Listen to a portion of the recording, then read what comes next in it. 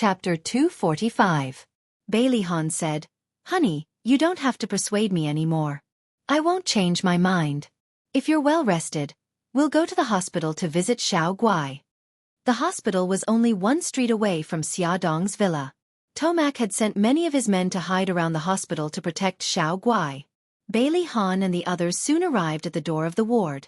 Xiao Guai was sitting on the sofa, and the caregiver was playing games with her. Both of them were laughing happily. The door opened, and two familiar figures walked in. Xiao Guai froze for a moment, then suddenly jumped off the sofa and ran quickly to the door. "Daddy, Daddy!" Bailey Han opened his arms and hugged his daughter tightly. "Gigai, Daddy is here." Xiao Guai burst into tears. "Daddy, why are you only here now? I missed you so much." "Gigai, don't cry. Daddy will never leave you again." Bailey Han kissed her cheek gently. Xiao Guai cried for a long time, and her pale little face was full of tears. Bailey Han's heart ached. He carried her to the sofa and gently wiped the tears on her face with a tissue. He softly coaxed, "Gigai, don't cry. If you cry again, your mommy will cry too." Xiao Guai wiped her tears with the back of her hand and looked up at Xia Dong. Seeing that her eyes were red, she quickly said, "I won't cry. Mommy, don't cry too." Xia Dong approached the father and daughter, opened her arms, and hugged them tightly. "Gigai, Daddy won't go back. He'll stay here with you and Mommy, okay?" Bailey Han's heart ached when he saw his daughter's current appearance. Because of the chemotherapy, almost all of her hair had fallen out. She wore a small pink hat, which made her cheeks look even paler and smaller. "But what about my brothers? There's also great-grandmother and grandmother." Xiao Guai raised his head. His black and bright eyes looked even more lustrous because of the tears. "Daddy will go home to visit them every 2 weeks. During the winter vacation, Daddy will bring my brothers over, okay?" "Yes, yes." Xiao Guai nodded heavily. Bailey Han looked up at Xia Dong and smiled. "Honey, our daughter has agreed to let me stay. Do you have the heart to chase me back home?" Xia Dong bit her lip and didn't say anything. Xiao Guai tugged at Xia Dong's clothes with her little hand, swaying gently and acting coquettishly. "Mommy, let Daddy stay. I'll listen to Gigai and take the medicine and injections. I won't cry or throw a tantrum in the future. Mommy, let Daddy stay." Her soft voice crashed into Xia Dong's heart, making her unable to harden her heart. However, her illness would be exposed one day, and she didn't dare to imagine the situation she would face when that time came. Bailey Han put an arm around her shoulders and said in a low voice, "Honey, no matter what difficulties there are in the future, let us face them together. Don't leave me alone again." Xia Dong lowered her head, not daring to look into his eyes. His voice was so low that she almost couldn't hear what he was saying. "Honey, let me tell you a secret. Actually, when you left, I was very afraid." He was afraid that the door to her heart that she had opened with great difficulty for him would close again. He was afraid that she would never want him again. He was afraid that he would never be able to find her again. Xia Dong struggled for a long time, but in the end, she still didn't respond to him. Bailey Han stared at her with a complicated expression. He thought that he had broken her heart. Although she said that she was fine, she still wasn't willing to forgive him in her heart. The family of 3 had lunch together and played with Xiao Guai for a while. The little girl was tired and fell asleep in Bailey Han's arms. He placed her on the bed and instructed the nurse to take good care of her. Bailey Han put an arm around Xia Dong's waist and walked out of the ward. He smiled and said, "Honey, we're going to visit Godfather now." Xia Dong looked at him suspiciously. "You know where Godfather lives?" He laughed. "I already talked to Godfather on the phone on the way to Rome. Otherwise, do you think I can enter your villa and this hospital without his permission?" She snorted. "Of course I know that Godfather agreed. I just didn't expect that Godfather would help you." She had already told Godfather to hide it from Bailey Han, but Godfather had lied to her. How infuriating. Bailey Han said proudly, "Well, I'm your husband after all." Xia Dong said coldly, "Maybe you won't be in 2 days' time." He gritted his teeth. "Why? Are you going to abandon your husband and child?" She raised her eyebrows. "That will depend on your performance." He stroked her hair in a good-natured manner. "Okay, I'll definitely perform well. After leaving the inpatient building, Bailey Han brought Xia Dong to a new car. After helping her into the car, Ahu started the car and drove out of the garage. This isn't the car we came in. Why do we have to change cars? Xia Dong had a nagging feeling that something was amiss. Bailey Han had come over from the country with a total of 6 people. Every one of them seemed to have extraordinary skills. If it was just to bring them home, there was no need to be so nervous. Bailey Han smiled. The car just now was uncomfortable. We have to change to a more comfortable one. Xia Dong frowned slightly and said, Godfather has recently increased the security of the villa. You also look like you're facing a great enemy. Is Godfather and Su Yunqian plotting something? He stroked her hair. Don't think too much. Godfather and I are just thinking about your safety. She looked at him suspiciously. Is that really all? Of course. The purpose of changing cars was to cover it up. If he told her, she would only be worried, so he chose to lie. The car slowly drove into the castle. Tomac watched through the surveillance camera as Bailey Han helped Xia Dong through the spacious hall. He took good care of her along the way. There was a subtle look of satisfaction in his blue eyes. You're Bailey Han. Tomac's deep eyes were fixed on the man standing in front of him. He was handsome, tall, and had the demeanor of a king. He was indeed a dragon among men. Bailey Han smiled and said in a low voice, Yes, Godfather. I'm not your godfather. Tomac leaned against the sofa lazily and looked at him calmly with a pair of eagle eyes. His voice was calm, but there was a sense of oppression. Bailey Han said indifferently, You're Xia Xia's godfather, which means you're my godfather. Tomac tapped his fingers on the back of the sofa and stared coldly at Bailey Han. Bailey Han didn't seem to feel the suffocating pressure. His expression was calm and there was even a faint smile on his lips. Tomac said in a low voice, I'll give you a chance to prove to me that you have the ability to protect Xia Xia. Otherwise, even if you're her husband, I won't hand her over to you. Okay, Bailey Han answered without hesitation. I'll leave Godfather's matter to you. My men will also help you in secret. You have to ensure the safety of Xia Xia and Xiao Guai. No problem. Bailey Han's deep eyes were filled with determination. Tomac and Bailey Han talked in the study for more than half an hour. Xia Dong waited until Bailey Han came out and asked nervously, How was it? Did Godfather make things difficult for you? Bailey Han's lips curved. Before he could answer, a deep and old voice came from behind him. Do I look like that kind of person? Godfather. Xia Dong smiled embarrassedly. She left Bailey Han and walked up to Tomac. She hugged his arm and smiled ingratiatingly. I was just worried that he would make you angry. Humph. Don't think I don't know what you're thinking. Tomac deliberately put on a stern face. Xia Dong acted coquettishly. Godfather, I was wrong. Is that okay? Forget it. There's an old saying in China, a married daughter is like spilled water. You're on his side now. If he can also be on your side, I'll be satisfied if you two can support each other. Tomac gave Bailey Han a meaningful look. Bailey Han gazed at Xia Dong. He smiled and said seriously, Godfather, I'll remember what you said. Very good. Tomac nodded with satisfaction. In the blink of an eye, it was night time. On the surface, everything looked peaceful. In a building more than 200 meters away from the villa, a pair of malicious eyes were monitoring the villa through binoculars. He was standing by the window of the living room. Not far behind him sat a middle-aged man with an expressionless face. Nightingale, what's the situation with the surveillance? The middle-aged man asked. The man named Nightingale was the one monitoring the villa. He stared at the binoculars and replied, At around 10 a.m., a Maybach drove out of the villa and stopped in the parking lot of the Central Hospital. It wasn't until 3 p.m. that the Maybach returned to the villa. Until now, the villa has been very quiet. No one has come in or out. What did Firefox say? The middle-aged man asked again. She observed the villa for a day.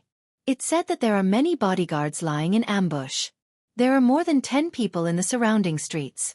There are at least 10 people in the villa. Nightingale suddenly shouted. Wait a minute. A car is driving into the villa. The middle-aged man walked forward and saw a Rolls-Royce driving into the villa through the binoculars.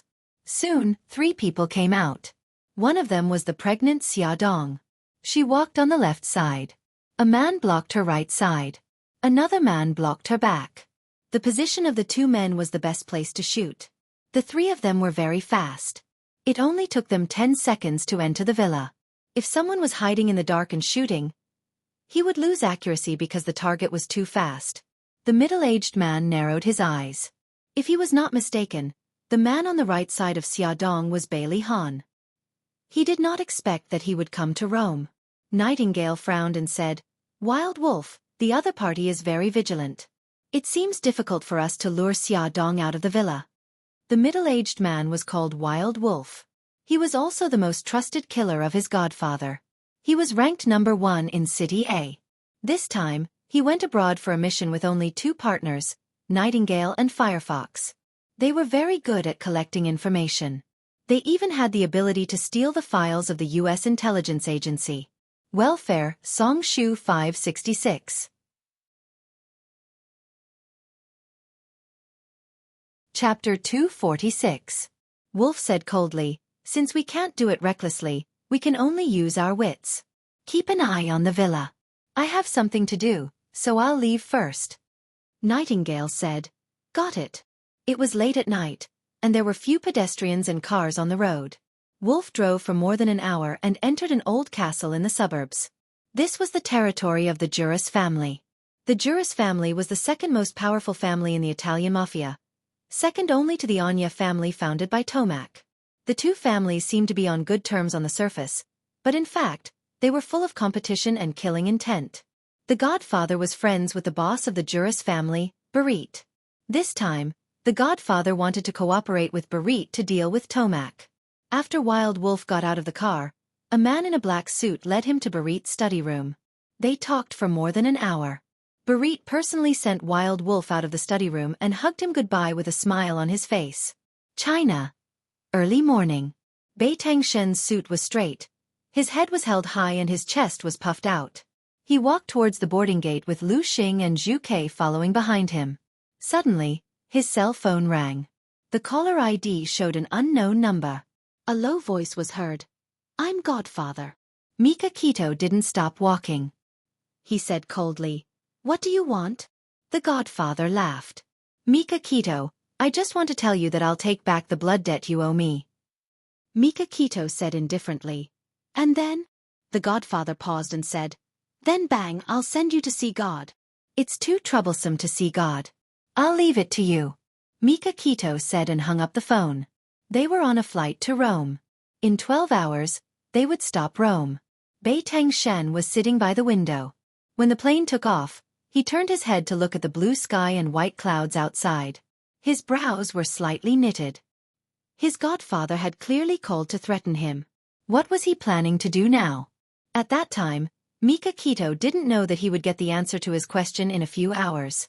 But it would be a bloody answer. Rome, around 9 a.m. After Bailey Han and Xiaodong finished their breakfast, they rested in the garden. After sitting for a while, they decided to go to the hospital to visit Xiao Guai. Xiaodong planned to change her clothes. Just as Bailey Han helped her into the living room, the button on the iron door suddenly rang. Andrew glanced at the monitor and saw an employee of the express delivery company standing at the door with a small box in his hand. He spoke in Italian. "Hello, I'm an employee of the express delivery company. This is your express delivery." Andrew picked up the microphone and asked, "Who are the recipient and sender?" The courier replied, "The recipient is Miss Xiaodong, and the sender is Miss Yi Siki from China." "Hold on." Andrew hung up the phone and walked out of the surveillance room. He came to Xiaodong's room and knocked on the door. "Andrew, what's the matter?" Xiaodong opened the door. "Miss, there's an express delivery for you outside. It's from China, and the sender is Miss Yi Siki. I want to confirm if you know the sender." "Yes, she's my friend." Xiaodong thought for a while and said, "Andrew, wait a minute. Let me ask Siki first." She immediately called Yi Siki and asked if she had sent anything to her. Siki's voice was a little hoarse as she said, "Yes, I did send you something." Xiaodong frowned. "Yi, what's wrong with your voice? It doesn't sound right." Yi Siki coughed a few times. "I've caught a cold recently, so my throat is a little uncomfortable. Are you okay? I'm fine. I'm almost recovered, but my voice is still a little hoarse. That's good. Take care of yourself. By the way, what did you send me? Yisiki chuckled. Didn't I already send it? You'll know when you open it. Okay, get some rest. Call me if you need anything. Okay, I got it. You take care of yourself too. After Xiaodong ended the call, she said to Andrew, Siki sent it to me. Andrew, please get someone to sign for it. Okay, Mississippi. Andrew picked up the walkie-talkie and asked his companion, Bernie, to sign for the express delivery at the door. Bernie was a man who looked as strong as a bear. Although he was burly and looked clumsy, he was actually very agile. He put a pistol on his back and walked out of the security room at the gate with mountain-like steps. He pressed a button and the big iron door slowly opened. The courier handed a box and a pen to Bernie. Hello, please sign for it. Bernie glanced at the courier and quickly signed his name on the express delivery receipt. Then he tore off the receipt and handed it to the courier, saying thank you expressionlessly. You're welcome. The courier smiled and turned to walk to the car parked at the side of the road. He opened the door and sat in the passenger seat. The man sitting in the driver's seat glanced at the courier and stepped on the accelerator. The courier took off the hat on his head and threw it on the back seat. He took out a small and exquisite phone from his pocket with a sly smile on his face. Bernie carried the box to the door of the living room. Xia Dong thanked him and was about to open the box herself when Bailey Han suddenly grabbed her wrist and pulled her away from the box. He said, Don't do it, Bernie. Open the box. Be careful. Bernie nodded. He picked up a small knife and gently cut open the box. When he opened it gently, the thing inside suddenly came into everyone's sight. Inside the box was a furry and cute teddy bear. However, everyone's expression changed when they saw it. This was because there were 2 glass tubes filled with liquid tied to the teddy bear's body. There were also some messy wires connected together. Next to the glass tubes was a small and exquisite phone. A time bomb. Andrew's face turned pale. Xia Dong's back was covered in cold sweat. Her hands and feet were cold. She couldn't help but grab Bailey Han's arm tightly. Bailey Han hugged her and said calmly, Andrew, inform everyone to prepare to evacuate. Ahu, take Madam to the car first. Abeo, come and take a look at this bomb. Abeo was the bomb disposal expert of the Dragon Gang. He carefully looked at the bomb and said, Young master, this bomb is very complicated. It will take at least half an hour to dismantle it. The other party can detonate the bomb at any time through the phone. It's very dangerous. Let's leave first. Abeo, inform the people at the hospital to secretly transfer Xiao Guai out. Bailey Han's handsome face was cold. His hawk-like eyes flashed with a terrifying light, and his body exuded a terrifying aura. His godfather was so cunning that he carefully set up a trap. It would be strange if Bailey Han wasn't angry. Everyone got into the car and drove out of the villa one after another. The cardboard box containing the bomb was placed on the table in the living room. Just as the last car drove out of the villa, there was a loud bang and a huge explosion. The entire villa collapsed. The huge airflow rushed to the back of the car and shook it onto the road, almost hitting the railing. Abeo was quick to react. He quickly turned the steering wheel and swerved the car to the other side. Xia Dong and Bai Li Han were sitting in the car at the front. When she heard the explosion, she turned around and saw flames soaring into the sky. Thick smoke billowed, and many things were blown away. They fell on the road and burned with a sizzling sound. Xia Dong's fingers were cold. Bailey Han held her hand tightly. Don't be afraid. I'm here. Her voice trembled. Hubby, will Xiao Guai be in danger? I want to see her. Bailey Han put his arm around her shoulder and said in a low voice, Honey, we can't go now. The enemy is mainly targeting us. If we go, it will lead the danger to Xiao Guai. Don't worry. I've already asked people to secretly transfer Xiao Guai out of the hospital. Xia Dong calmed down and said, How could this be? It was clearly sent by Siki. How could there be a bomb? Bailey Han hugged her tightly and didn't say anything. In his heart, he guessed that there were only 2 possibilities.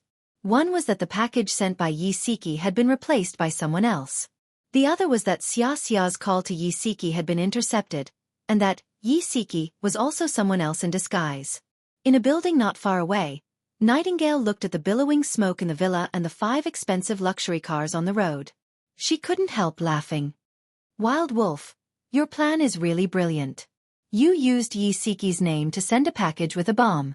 Then you asked Firefox to intercept Xiaodong's call and pretend to be Yi Siki to confirm.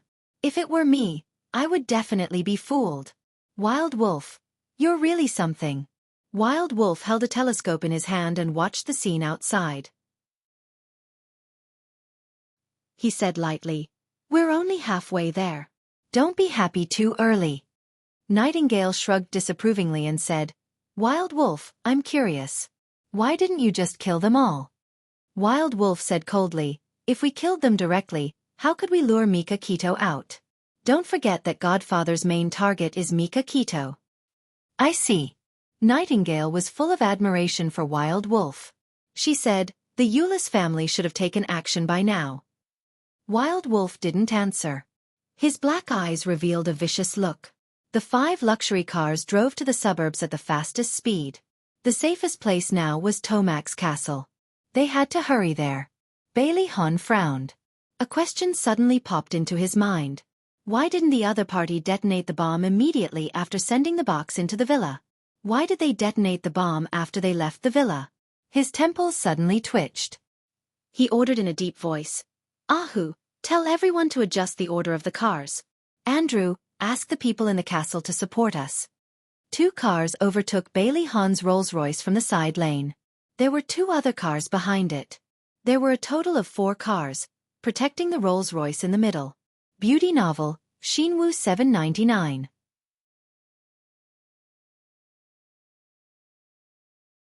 Chapter 247. Just a minute after the change in the order, a large truck suddenly came from the front and sped towards them at an extremely fast speed. Behind it, there was also a large truck that sped over and surrounded their 5 cars in the middle. Bang! Bang! 2 loud noises were heard. The 2 cars at the front and back were sent flying. The 2 large trucks at the front and back were still moving forward and were about to hit the 3 cars in the middle. Ahu, who was in charge of driving, gritted his teeth and suddenly dashed to the side of the road. He brushed past the large truck in front of him in a very dangerous position. Ka-ka! The door of the Rolls-Royce was knocked off. The 2 trucks came to an abrupt stop. After a series of collisions, the scene was extremely messy. The drivers in the first and fourth cars were killed on the spot. The others crawled out of the cars with injured legs and arms. Blood flowed all over the ground. A Bao held a pistol in his hand and shouted in Italian, "Everyone, stay alert! Cover the young master and madam." The members of the Dark Knight family had undergone strict training. Even if they were injured, they still had great endurance and fighting strength. They all held weapons in their hands and stared at the 2 trucks cautiously. A group of foreign men in black suits suddenly jumped out of the trucks. They held machine guns in their hands and fired rapidly at the group of injured people. The truck at the front suddenly turned around and chased after the Rolls-Royce. Ah Bao's eyes were bloodshot. He gritted his teeth and fired at the tires of the truck. Although the bullets hit the tires, the gas in the tires did not dissipate so quickly. The truck continued to move forward and chased after Bailey Han and the others. A fierce gunfight began. Gunshots and screams intertwined on the empty road. Blood flowed slowly and gathered into small streams. The broken limbs were a ghastly sight. Ahu saw the tragic scene from the rearview mirror. His eyes were red and he wanted to jump out of the car to avenge a Bao and the others. However, for the sake of the young master and madam in the car, he had to remain calm. As the truck got closer, he stepped on the accelerator and shouted, "Young master, madam, hold on tight." Andrew, who was sitting in the front passenger seat, suffered the most. The door next to him was knocked off and he could only hold on tightly to the seat to prevent himself from being thrown out. Bang! Bang! The gunshots were getting closer and closer, and the bullets flew toward the glass behind them. The thick bulletproof glass was hit, and dense cracks appeared. Bailey Han shielded Xiaodong's head against his chest. At the same time, he pulled out a pistol from his waist and stared vigilantly at the back of the car. Bang! A gunshot rang out. The rear right tire of the Rolls-Royce suddenly shook. Ahu shouted, "Oh no, the tire has been hit." Andrew said in Italian, "The backup will be here soon. Hold on for another 10 minutes. Ahu frowned and stepped on the accelerator with gritted teeth. Bang!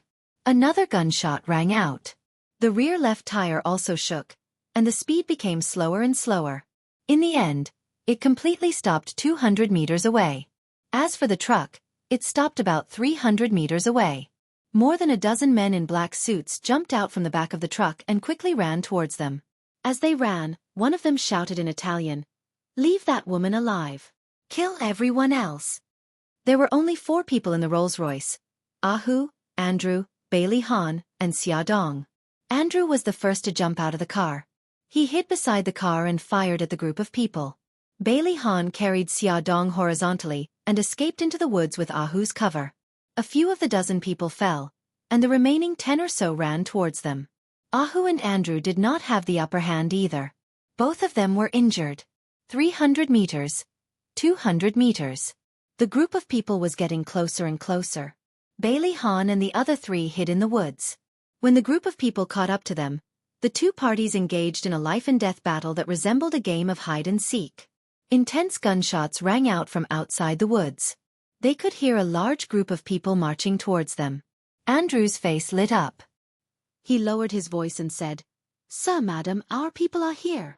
As Andrew was too happy, he accidentally exposed his hiding place. An assassin pointed his gun at him. Xiaodong shouted anxiously, "Andrew, be careful!" Bang! The assassin suddenly fell to the ground. Xiaodong heaved a sigh of relief. Beside her, Bailey Han was pointing his gun at the assassin. Andrew turned around and stared at the assassin lying on the ground with his mouth agape. There was a hole in his chest and blood was gushing out of it. "Thank you." Andrew was ashamed and grateful. "Don't say anything else. Let's get out of here quickly."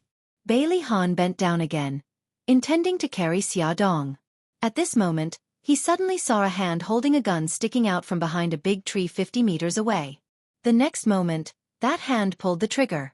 He quickly used his body to protect Xiaodong and hid behind the big tree. However, he was still one step too late. Bang! The bullet grazed the tree trunk and shot into his head. At the moment when his body fell down, he let go of Xiaodong. The last thought in his mind was that he couldn't drag Xiaodong down because of his heavy body. The fierce gunshots were getting closer and closer. The people of the Dark Knight family had broken into the woods and quickly killed the remaining assassins. Xiaodong couldn't hear or see anything. She could only see Bailey Han, whose head was covered with blood. She grasped his hand tightly and her voice became hoarse because of fear. "Honey, don't be afraid. We'll go to the hospital soon. It's okay. It'll be okay." Blood flowed down from Bailey Han's eyes and stained the ground under him. The damp air was filled with the strong smell of blood. The light in his eyes dimmed. In his daze, Xiaodong's pale face was streaked with tears. Her mouth opened and closed, and his ears buzzed like thunder. He couldn't hear what she was saying. He tried to reach out his hand to wipe away the tears on her face, but he couldn't lift his finger no matter how hard he tried. In the end, the light in his eyes disappeared completely, and his eyes turned gray. "Honey!" A shrill scream pierced through the silent sky. "Quick! Send young master to the hospital." A group of people rushed over. Some reached out to check his pulse, while others checked his breath. Ahu was covered in blood. He gritted his teeth and helped Xiaodong up. "Young mistress, calm down. Young master is still breathing." Xiaodong's panicked heart calmed down a little. She watched as they lifted Bailey Han up steadily. She followed behind them unsteadily. Someone came forward to support her and sent her to the ambulance. The nurse in the ambulance put a coat on her. The ambulance drove to the hospital at the fastest speed. Xiaodong sat beside Bailey Han and held his right hand tightly. Tears were rolling in her eyes. She choked and said, "Honey, you have to hold on. Even if it's for me and the children, you have to hold on." The ambulance passed by the area where the accident happened. The wreckage of the car was scattered everywhere. Many corpses were lying everywhere. Some cars were on fire, and thick smoke was billowing out. Some people were putting out the fire, some were moving the corpses, and some were giving first aid to the injured. It was like purgatory on earth. At this moment, Mika Kito had just gotten off the plane. He suddenly received a call from Tomac. "Ah Shen, Bailey Han and Xia Xia are in trouble. Mika Kito's heart froze as if a bucket of cold water had been poured over it. He dragged the driver out of the driver's seat. Ignoring Lu Xing and Suzaku, he stepped on the accelerator and the car sped away like an arrow. The doctors and nurses pushed the stretcher quickly down the hospital corridor. Xia Dong held Bai Lihan's hand and ran all the way to the door of the emergency room. "Madam, please let go. We're going into the operating room," the nurse miss said. "Honey, you have to hold on. As long as you wake up, I won't care about anything. Please, you have to hold on." Xia Dong let go of Bai Lihan's hand with tears streaming down her face. The lights in the operating room came on. Xia Dong felt as if all the strength in her body had been sucked out in an instant. She held onto the bench beside her and supported herself with difficulty. She moved her feet and sat on it. Her face was pale, her body was trembling uncontrollably, and her eyes were blank. Even though there were people comforting her, she couldn't hear a single word. Her mind was filled with the image of Bai Lihan covered in blood. There was the sound of hurried and messy footsteps. Mika Kito and the others ran over from the end of the corridor. He was wearing a white shirt with the buttons torn open. His suit jacket was draped over his arm, and his chest was heaving violently. He ran over to Xia Dong and saw that she was wearing a man's jacket. The dress inside was stained red with blood. It was a ghastly sight.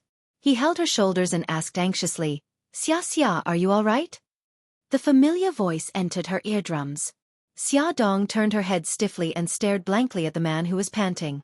She blinked her eyes, and tears rolled down her cheeks. She burst into tears and cried, "Brother Shen, don't be afraid. I'm here." Mika Kito hugged her tightly and said in a low voice, "Tell me, are you hurt?" "No, but Ahan. He was shot in the head." "Brother Shen, what should I do? I'm so scared." She grabbed Mika Kito's arm tightly as if she was grabbing onto her last life-saving straw.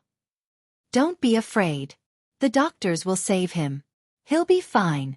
Mika Kito stroked her hair to comfort her. He looked up at the emergency room. His scarlet eyes were bottomless, and there was a hint of bone-chilling coldness in them. Godfather. Damn Godfather. He must have done something. Mika Kito pursed his lips tightly. He would not let his godfather off. An hour later, the light in the operating room was still on. Xia Dong's nerves were tense, and she would tremble at the slightest movement. Mika Kito's heart ached for her. He held her in his arms and gently patted her back. Tomac also came over and comforted her. He had ordered a thorough investigation into the identities of the assassins, and there should be results soon. Come and see. Hongcha 866.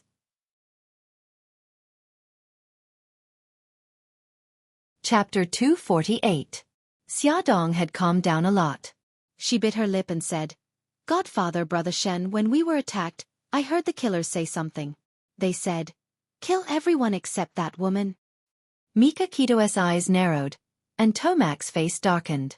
This time, the Anya family had suffered heavy losses. A total of 12 members had died, and 3 of them were seriously injured. Of the 6 elites from the Dragon Gang that Bai Lihan had brought with him, 3 of them were protecting Xiao Guai in the hospital, while the other 3 were seriously injured. Ahu's chest was pierced by a bullet, Abeo's ribs were broken, and Ing had lost his left arm. The killers were ruthless, and it was their style to eliminate the source of trouble. Since they had proposed to keep Xia Dong alive, they must have planned to use her to blackmail Tomac or Mika Kito. Tomac pulled Mika Kito aside and briefly told her what Xiao Bao had heard. He said, "Godfather is in cahoots with the mafia. I suspect that these killers are from the mafia, and their purpose is to eliminate you and me." Mika Kito frowned and said in a low voice, "They used a time bomb to force Bai Lihan and the others out of the villa, and then created a car accident to intercept them. Their main purpose should be to kidnap Xia. Now that the operation has failed, they may have other plans." Tomac's blue eyes shot out a murderous look, and his face was fierce.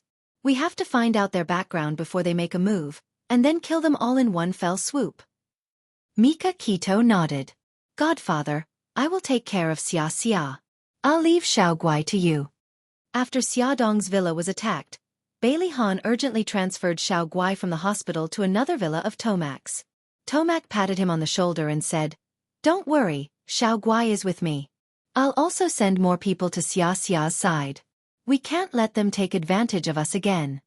3 hours had passed, but the lights in the operating theater were still on. The surgery was still ongoing. Xiaodong had been waiting outside the operating room without eating or drinking for more than 3 hours. Even if she could bear it, the baby in her belly couldn't. Mika Kito saw this and was anxious. He ordered someone to buy seafood porridge and brought it over. He stirred the porridge himself and waited for it to cool down before he scooped a spoonful and fed it to her. Brother Shen, I'm not hungry. Xiaodong was worried about Bailey Han's injury and was not in the mood to eat. Mika Kito stubbornly placed the spoon next to her lips and said in a deep voice, Xia, even if you don't care about yourself, you should think about the baby. You're no longer alone. Stop being so willful. As if responding to Mika Kito's words, Xiaodong's stomach suddenly moved. The baby had kicked her lightly. The baby could feel her worry and sadness, so he was worried and sad too, right? Xiaodong placed her right hand on her stomach and gently stroked it. She couldn't help opening her mouth and swallowing the porridge in the spoon. Mika Kito's lips twitched and he scooped another spoonful of porridge. Xiaodong took the spoon. Brother Shen, I'll do it myself. Mika Kito did not insist and placed the bowl and spoon in her hands. Xiaodong said as she ate the porridge, Brother Shen, how long do you plan to stay in Rome? Mika Kito took out a tissue and wiped the corners of her mouth. I'll leave after I'm done with this. She looked up at him. Did you come here for me? He ruffled her hair. Silly girl. Xiaodong was touched. She bit the spoon and smiled, but her tears fell. Don't cry. The baby knows that mommy is crying, so he'll cry too. When he's born, he'll be a crybaby. Mika Kito's lips curved. He put an arm around her shoulders and patted her gently. Xiaodong said in a nasal voice, Okay, I won't cry. I don't want the baby to become a crybaby. Mika Kito wiped her tears and said in a low voice, Eat first. It's going to get cold later. Okay. Xiaodong finished the porridge spoonful by spoonful and drank half a bowl of chicken soup. With food in her stomach, her body warmed up. Brother Shin, is Xiao Guai safe now? She's safe. Don't worry. Godfather will take care of her. Xiaodong felt a little relieved. She looked up at his handsome face. Brother Shin, you rushed to the hospital right after you got off the plane. You must be tired. Go back and rest. I'm fine now. Mika Kito smiled. I slept from the moment I got on the plane until I got off. I'm very energetic now. I don't need to rest. He ruffled her hair. Are you tired? Do you need to rest? She shook her head. I'm fine. I need to wait for the operation to be over. He was silent for a moment and said, Should we inform Bailey Han's family? Xiaodong clenched her fists nervously. After a while she said, Let's wait for the operation to be over. The operation went on for 7 hours. When the doctor came out of the operating room, Xiaodong's entire body was stiff. She stood up from the sofa with Mika Kito's help. She was so nervous that her voice trembled. Doctor, how was the operation? How's my husband? The doctor took off his mask. He looked a little tired and said slowly, The bullet in the patient's brain has been removed. The operation is considered a success. Thank you, doctor. Thank you. Xiaodong's eyes were filled with tears. The doctor smiled and said, Madam, there's one more thing. There's a foreign object in the patient's brain. It's a very small piece of metal. We removed it as well. Xiaodong asked anxiously, Will the removal of the foreign object affect my husband in any way? We had a checkup in China. The doctor said that the foreign object was in a very special position. If the operation was carried out, it was likely to touch the nerves next to it. Madam, the doctor interrupted her. Madam, please don't worry. The bullet fragments hit the foreign object and caused the position of the foreign object to vibrate. That's why we were able to successfully remove the bullet fragments and the foreign object at the same time. This is a complete miracle in terms of craniocerebral surgery. We were all very shocked and felt that this was an incredible thing. Thank you, thank you. Xiaodong was overjoyed. She covered her mouth with both hands and breathed hard. Her chest rose and fell violently, and her face was already wet with tears. The doctor and nurses were also relieved. Mika Kito hugged Xiaodong's shoulders. She couldn't hold it in anymore. She lay on his chest and cried loudly. Nervousness, worry, panic, and helplessness. After all these emotions subsided, she felt as if her whole body had been sucked out. She collapsed in Mika Kito's arms. Suddenly, her stomach throbbed violently. It was as if someone had pinched a piece of her flesh and pinched it hard. She was in so much pain that she couldn't even breathe. Mika Kito saw her suddenly clutching her stomach and her face turning pale. His heart skipped a beat and he hugged her tightly. Xia, what's wrong? My stomach hurts. Xiaodong had just finished speaking when her vision turned black and she fainted. Doctor. Mika Kito's anxious roar echoed in the empty corridor. When Xiaodong woke up, it was already the next day. When she opened her eyes, the first thing she saw was the white ceiling. She was stunned for a few seconds and struggled to get up from the bed. The door suddenly opened and Mika Kito's tall figure strode in. Brother Shen. Her voice was hoarse and unpleasant. Where's Ahan? How is he? Don't move. Mika Kito helped her sit up and stuffed a pillow behind her back. Bailey Han is in the intensive care unit. He hasn't woken up yet. Xiaodong held his wrist nervously. Will he be okay? Mika Kito's face was gloomy. He said coldly, he's fine. I think you're the one who's in trouble. Her fingers froze. His lips were pursed and his deep eyes were burning with anger. He said angrily, why did you hide the fact that you were sick from me? She instinctively lowered her head and muttered, I didn't hide it from you. I just didn't have time to tell you. When were you going to tell me? After the C-section? Or after Xiao Guai's surgery? Mika Kito's eyes were burning with anger. He really wanted to pry open her head and see what was inside. Xiaodong grabbed his arm and shook it. Brother Shen, I'm sorry. Don't be angry. Look, I'm fine now. He gritted his teeth and glared at her. Not good. Not good at all. The doctor said that you haven't cooperated with the treatment and refused to take the medicine. Your condition is worsening. Do you know that? Xiaodong laughed dryly. I just don't want to take too much medicine. It's going to affect the baby. Mika Kito roared. So you're playing with your life? I'm not. I'm trying my best to adjust my emotions and exercise appropriately to maintain my current condition, she explained in a low voice. I fainted this time because my emotions fluctuated too much. It's not a serious problem. Beitang Shen was simply driven mad by her. He stared at her for a long time, unable to speak. Brother Shen, don't be angry.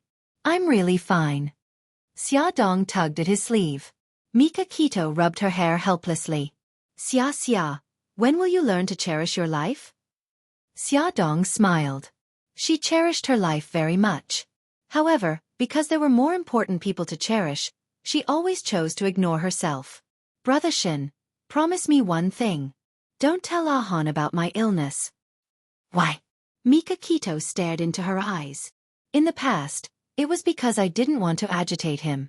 Now, it's because he just had surgery and his body is still very weak. I don't want him to worry. She begged. Brother Shen, promise me. Okay, I promise you. Mika Kito's eyes darkened with a hint of pain. She smiled brightly. Thank you, Brother Shen. I want to see Ahan. Mika Kito's face darkened. No, you're still very weak. You need to rest. She acted shamelessly. I'm already fine. If you don't let me see him, I'll be worried. It's not good for my health. Mika Kito keenly sensed that she had changed. She was no longer shy because she was afraid that he would get hurt. She was like before, acting shamelessly and coquettishly. She said whatever she wanted to say and treated him like an older brother. He was both happy and sad about her change.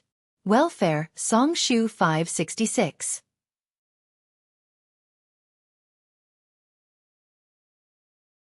Chapter 249. He was happy that she was so intimate with him, but sad that she really only saw him as an older brother. He looked at her deeply, and she looked back at him and smiled coquettishly. He was defeated by her in the end. He held her waist with one hand and said in a low voice, Okay, I'll take you there. Bailey Han was in the intensive care unit. He was lying among a pile of equipment and was in a deep sleep.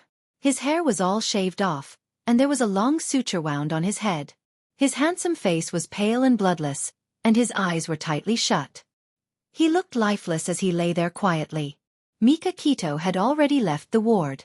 Only Xia Dong and Bailey Han were left in the room. She sat at the head of his bed and held his hand. She said in a low voice, "Hubby, you have to get better soon." Bailey Han lay there quietly, without the slightest movement. Xia Dong sat beside him and accompanied him for more than half an hour. Finally, she came out of the ward and called home. The butler was so excited when he received the overseas call that he couldn't even speak clearly. Xia Dong smiled and said, "Butler, please transfer the call to Grandma." The old madam was also very excited when she received her call. Her tone was much friendlier. "Xiaoxia, I heard from Han that he found you. When are you coming back?" Xia Dong paused and said, "Grandma, we can't come back for the time being. There's something I need to tell you. You have to be mentally prepared."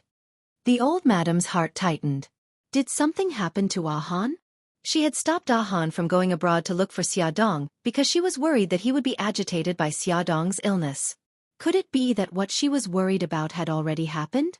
Xia Dong replied with an and said, "Grandma, don't be so agitated. Han is fine now." The old madam took a deep breath. "Go ahead. I'm ready." "Grandma, we were attacked yesterday. Han was shot in the head. The doctor has already operated on him and removed the bullet fragments from his brain. At the same time, he also removed the foreign body in his brain. He is fine now, but he has not woken up for the time being." Xia Dong was afraid that the old lady would not be able to take it, so she did not even dare to breathe loudly and quickly said this. The old madam's expression changed. She froze for a moment before asking in a trembling voice, "You took out the small metal piece too?" "I've taken it out." Xia Dong explained the doctor's explanation to the old lady, dispelling the last trace of doubt in her heart. "When will Han wake up?" "We're not sure either." The old madam let out a long sigh. "It's a blessing in disguise. Who attacked you?" Xia Dong did not tell her the truth. "We're not sure yet, but my godfather is already investigating. If the mastermind is still not found, then aren't you in great danger?" The old madam said with lingering fear. "When Han wakes up, you'd better hurry back." Xia Dong thought for a moment and said, "Grandma, it will take at least half a month for Han's body to recover.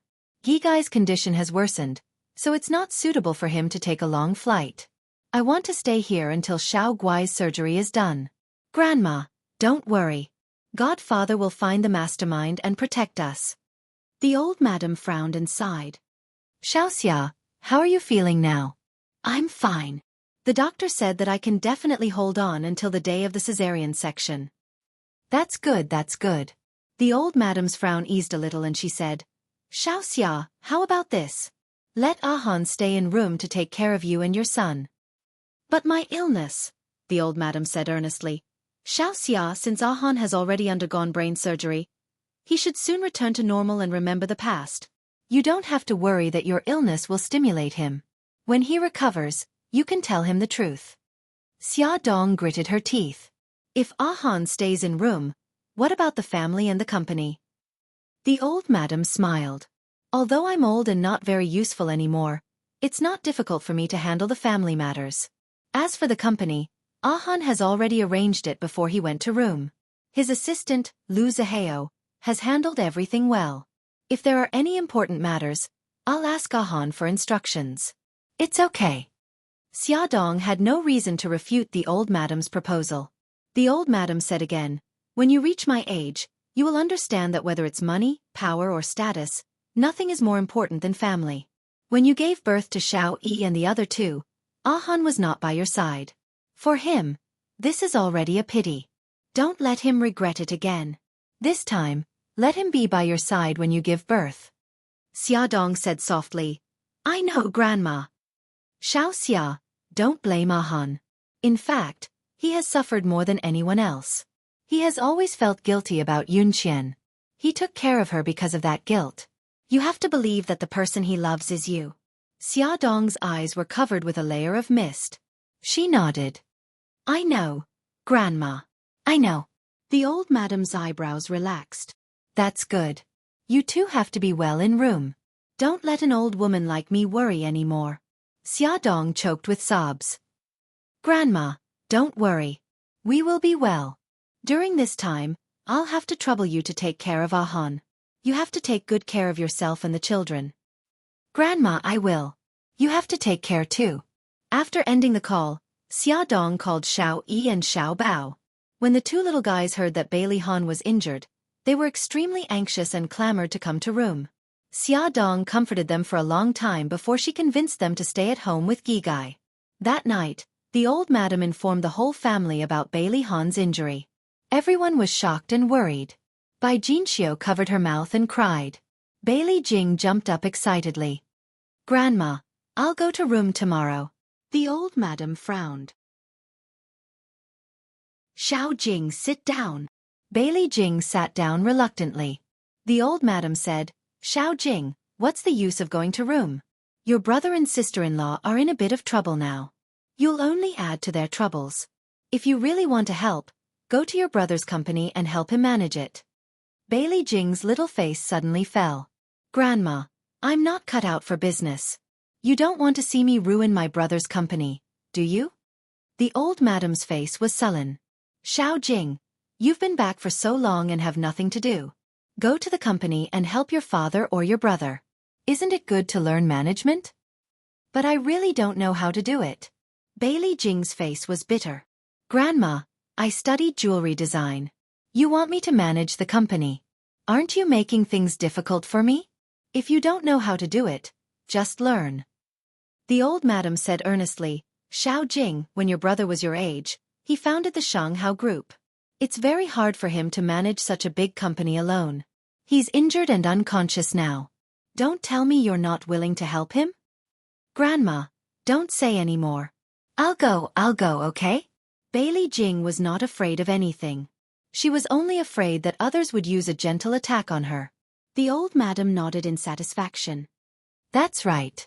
As long as the family is fine and Ah Han and the others don't have to worry, it's the greatest help to them. In the end, the family discussed and decided that Bailey Xiong would apply for an urgent visa and fly to room to visit Bailey Han. The others would wait at home for the news. Bailey Jing, as the acting president, would go to the Shanghao Group to take charge. Just as Bailey's family was in deep trouble, Lin Shihao's life was not easy either. He tried to persuade Bai Mei Wei to abort the child, but she always disagreed. Instead, she advised him that if she kept the child, it would not affect his family. She asked him not to interfere in her private affairs. Because he had something on his mind, Lin Shihao smiled less after returning home. After dinner, Lin Shihao washed the dishes and Yi Siki washed the fruits by the sink. She looked up at him, pursed her lips and said, Hubby, do you have something on your mind recently? Lin Shihao smiled.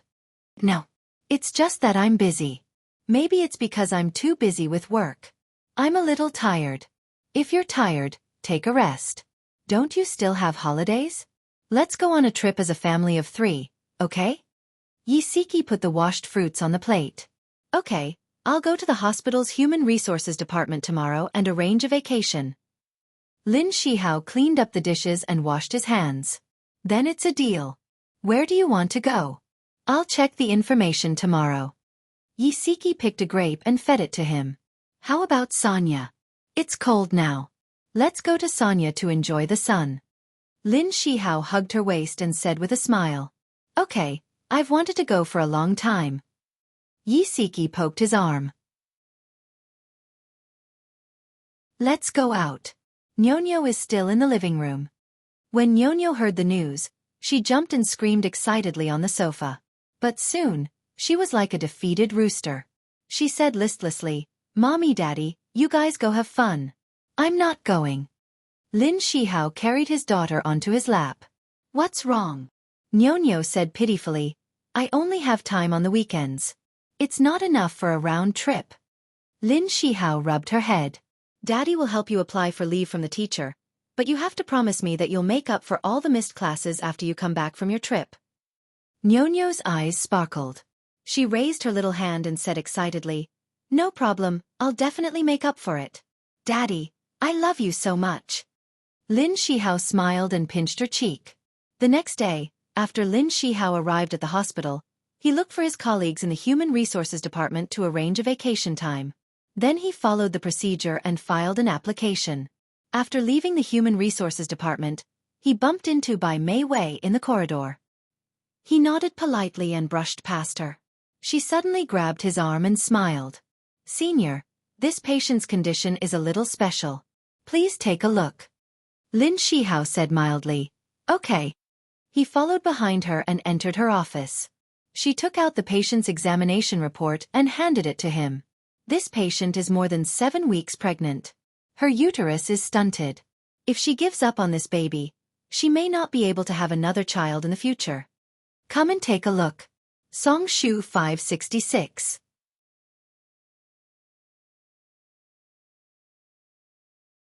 Chapter 250. Lin Shihao said in a low voice, "The patient doesn't want the baby?" Bai Mei Wei shook her head.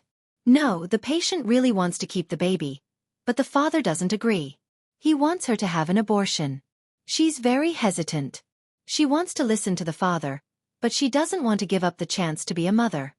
Lin Shihao's fingers froze. His gaze fell on the name column in the report.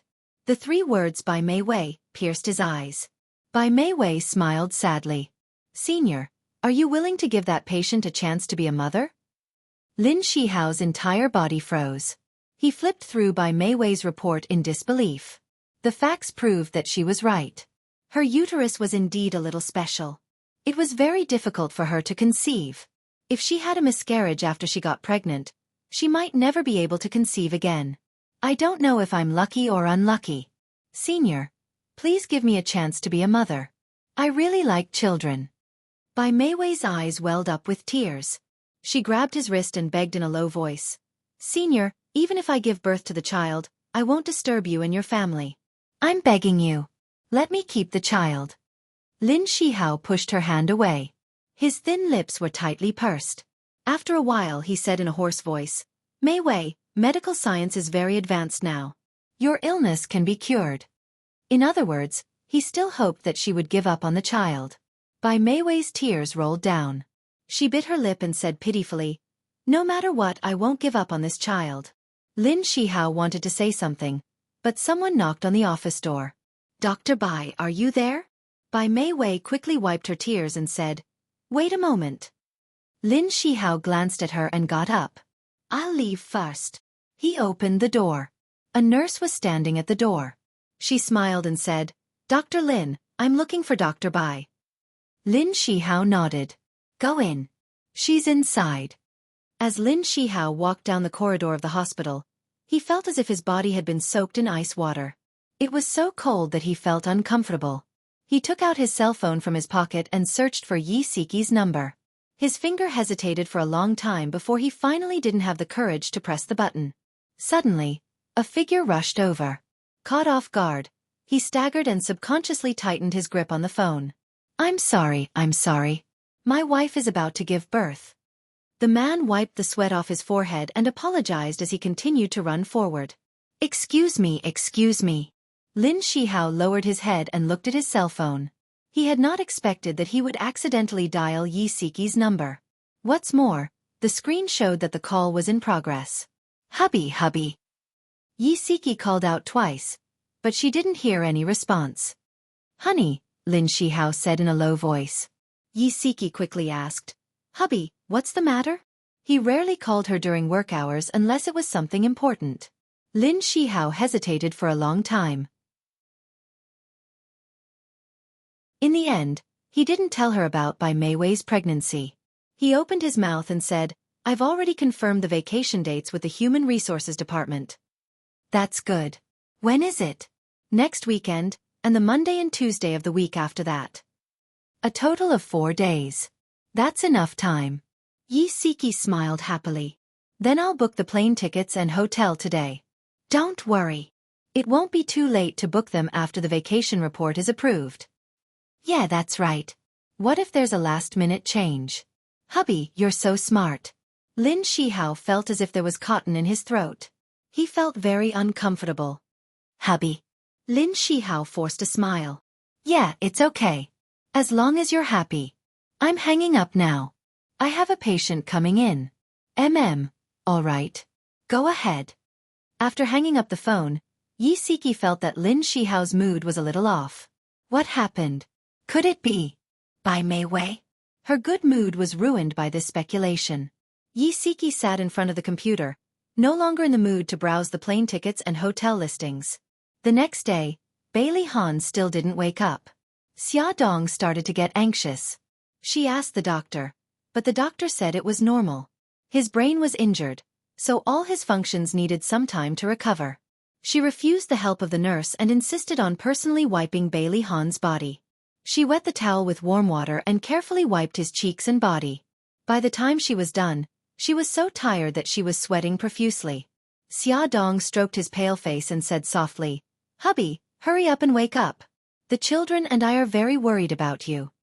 Xiao Xia. The door to the ward was suddenly pushed open and an anxious voice sounded. "How is Ahan?" Xia Dong turned around abruptly and quickly stood up. "Dad, why are you here?" Bailey Xiong strode to the bedside with an anxious look on his face. "The family is very worried about the two of you, so I came to see how Ahan is doing. The doctor said the operation was successful, but he hasn't woken up yet." Bailey Xiong frowned. "It's been 2 days. Why hasn't he woken up yet?" Xia Dong poured a cup of tea for him. "Dad, don't worry. The doctor said it's normal. Ahan's bodily functions are recovering well." Bailey Xiong sighed. "I hope he gets better soon. Ahan will get better. Dad, sit down first. Have you eaten?" Bailey Xiong sat down on the sofa. "I ate on the plane. How are you feeling now?" Xia Dong took an apple and said as she peeled it, "It's okay. His condition is stable. Dad, how many days do you plan to stay here?" "I'll leave when Ahan wakes up. I've already booked a hotel. Foster father arranged a residence for me near this hospital. Dad, if you don't mind, you can move here. There are servants here who can take care of our daily life. It's more convenient." Xia Dong was mainly concerned about Bailey Xiong's safety. If they lived in the same apartment, it would be easier for the bodyguards to protect them. Bailey Xiong thought for a moment and said, "Well, it's more convenient to take care of you and Ahan if you live near the hospital. I'll ask my assistant to bring the luggage here." Xia Dong smiled and said, "Okay." Then she handed him the peeled apple. "Dad, have some fruit." On the same day, Bailey Xiong moved the luggage into Xia Dong's apartment. As she said, the apartment was very close to the hospital and was very spacious. It could be described as a mansion. There were more than 10 bodyguards inside and outside the apartment to protect their safety. Mika Kito also lived in the apartment to protect Xia Dong. When Bailey Xiong saw him, his expression was a little unnatural.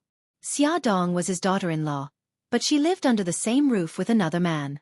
Although Xia Dong had explained that she and Mika Kito were foster siblings, Bailey Xiong still felt a little awkward. The two men stood in the living room, facing each other. The atmosphere was a little awkward. Xia Dong quickly said, "Dad, Brother Shen is here to protect us." "Brother Shen, my dad will also live here while he's in Rome." Mika Kito looked calm and called Bailey Xiong, "Uncle." Bailey Xiong smiled stiffly. Okay. Shen, I'll have to trouble you during this time." Mika Kito glanced at Xia Dong and said lightly, "It's no trouble. Xia is like a sister to me." His words explained the relationship between the two. Xia Dong looked at him gratefully. Bailey Xiong looked much better and said, "I heard from Xia Dong that you and Tomac are investigating the identity of the killers. Do you have any clues?" Mika Kito looked serious. "The killers are probably from the Juris family, but we don't have any concrete evidence yet." Xia Dong frowned. Didn't the Juris family sign an agreement with Godfather to coexist peacefully and not interfere with each other? Mika Kito's eyes darkened and he said in a low voice, "That's just on the surface. In fact, the competition between the two families hasn't decreased. If the Juris family is really behind this, we won't let them go." The Anya family was ready. Once they had concrete evidence, Tomac would declare war on the Juris family. In the afternoon, Bailey Xiong went to the castle to visit Tomac and expressed his gratitude. Tomac was very considerate and polite to him. Xiao Guai was also living in the castle for the time being. When Bailey Xiong went to visit her in the room and saw her weak appearance, His heart ached and his eyes turned red. Xiao Guai comforted him sensibly and wiped his tears with her small hands. "Grandpa, I'm fine. Don't be sad." Bailey Xiong hugged her tightly. "Gigai, when Grandpa came to Rome, your two brothers asked me to bring you gifts. Do you want to see them?" Yes. Bailey Xiong took out Xiao Yi and Xiao Bao's gifts from the bag. Xiao Yi gave Xiao Guai a porcelain doll. The doll was pink and cute, wore a floral dress and a small hat, and had a bright smile. It was very lifelike. Xiao Guai cried out in surprise, "This doll looks like me." Bailey Xiong smiled and scratched her little nose. "This is you. Your brother Yi made it himself." "Wow, it's so cute. I like it." Xiao Guai hugged the doll and was so excited that she didn't let go. "There's also this. Your brother gave it to you." Bailey Xiong opened an exquisitely wrapped paper box, and the thing inside came into view. Is this a rabbit?" Xiao Guai pointed curiously at the thing inside the paper box. Bailey Xiong laughed. "This is actually a puppy." Xiao Guai giggled. Brothers' hands-on skills are still not good. "The puppy looks like a rabbit." Bailey Xiong smiled and said, "You're right. Xiao Bao's hands-on skills are too bad. However, although this puppy doesn't look good, it's very tasty." "Hey, this is food." Xiao Guai took the strangely shaped puppy in her hand and pinched it. It was soft. She sniffed it and smelled it. It smelled so good. It smelled like osmanthus. Bailey Xiong said softly, "This is a 5-nut mooncake. Although the shape is a little strange, it tastes very good." Xiao Bao said that you guys were in Rome during the Mid-Autumn Festival and didn't get to eat mooncakes, so he made them himself and asked me to bring them over. Xiao Guai put the mooncake back into the box and blinked her big black eyes. "Then I want to keep it and eat it with Daddy and Mommy." "Grandpa, why didn't Daddy and Mommy come to see me today?" Everyone kept Bailey Han's injury a secret from Xiao Guai.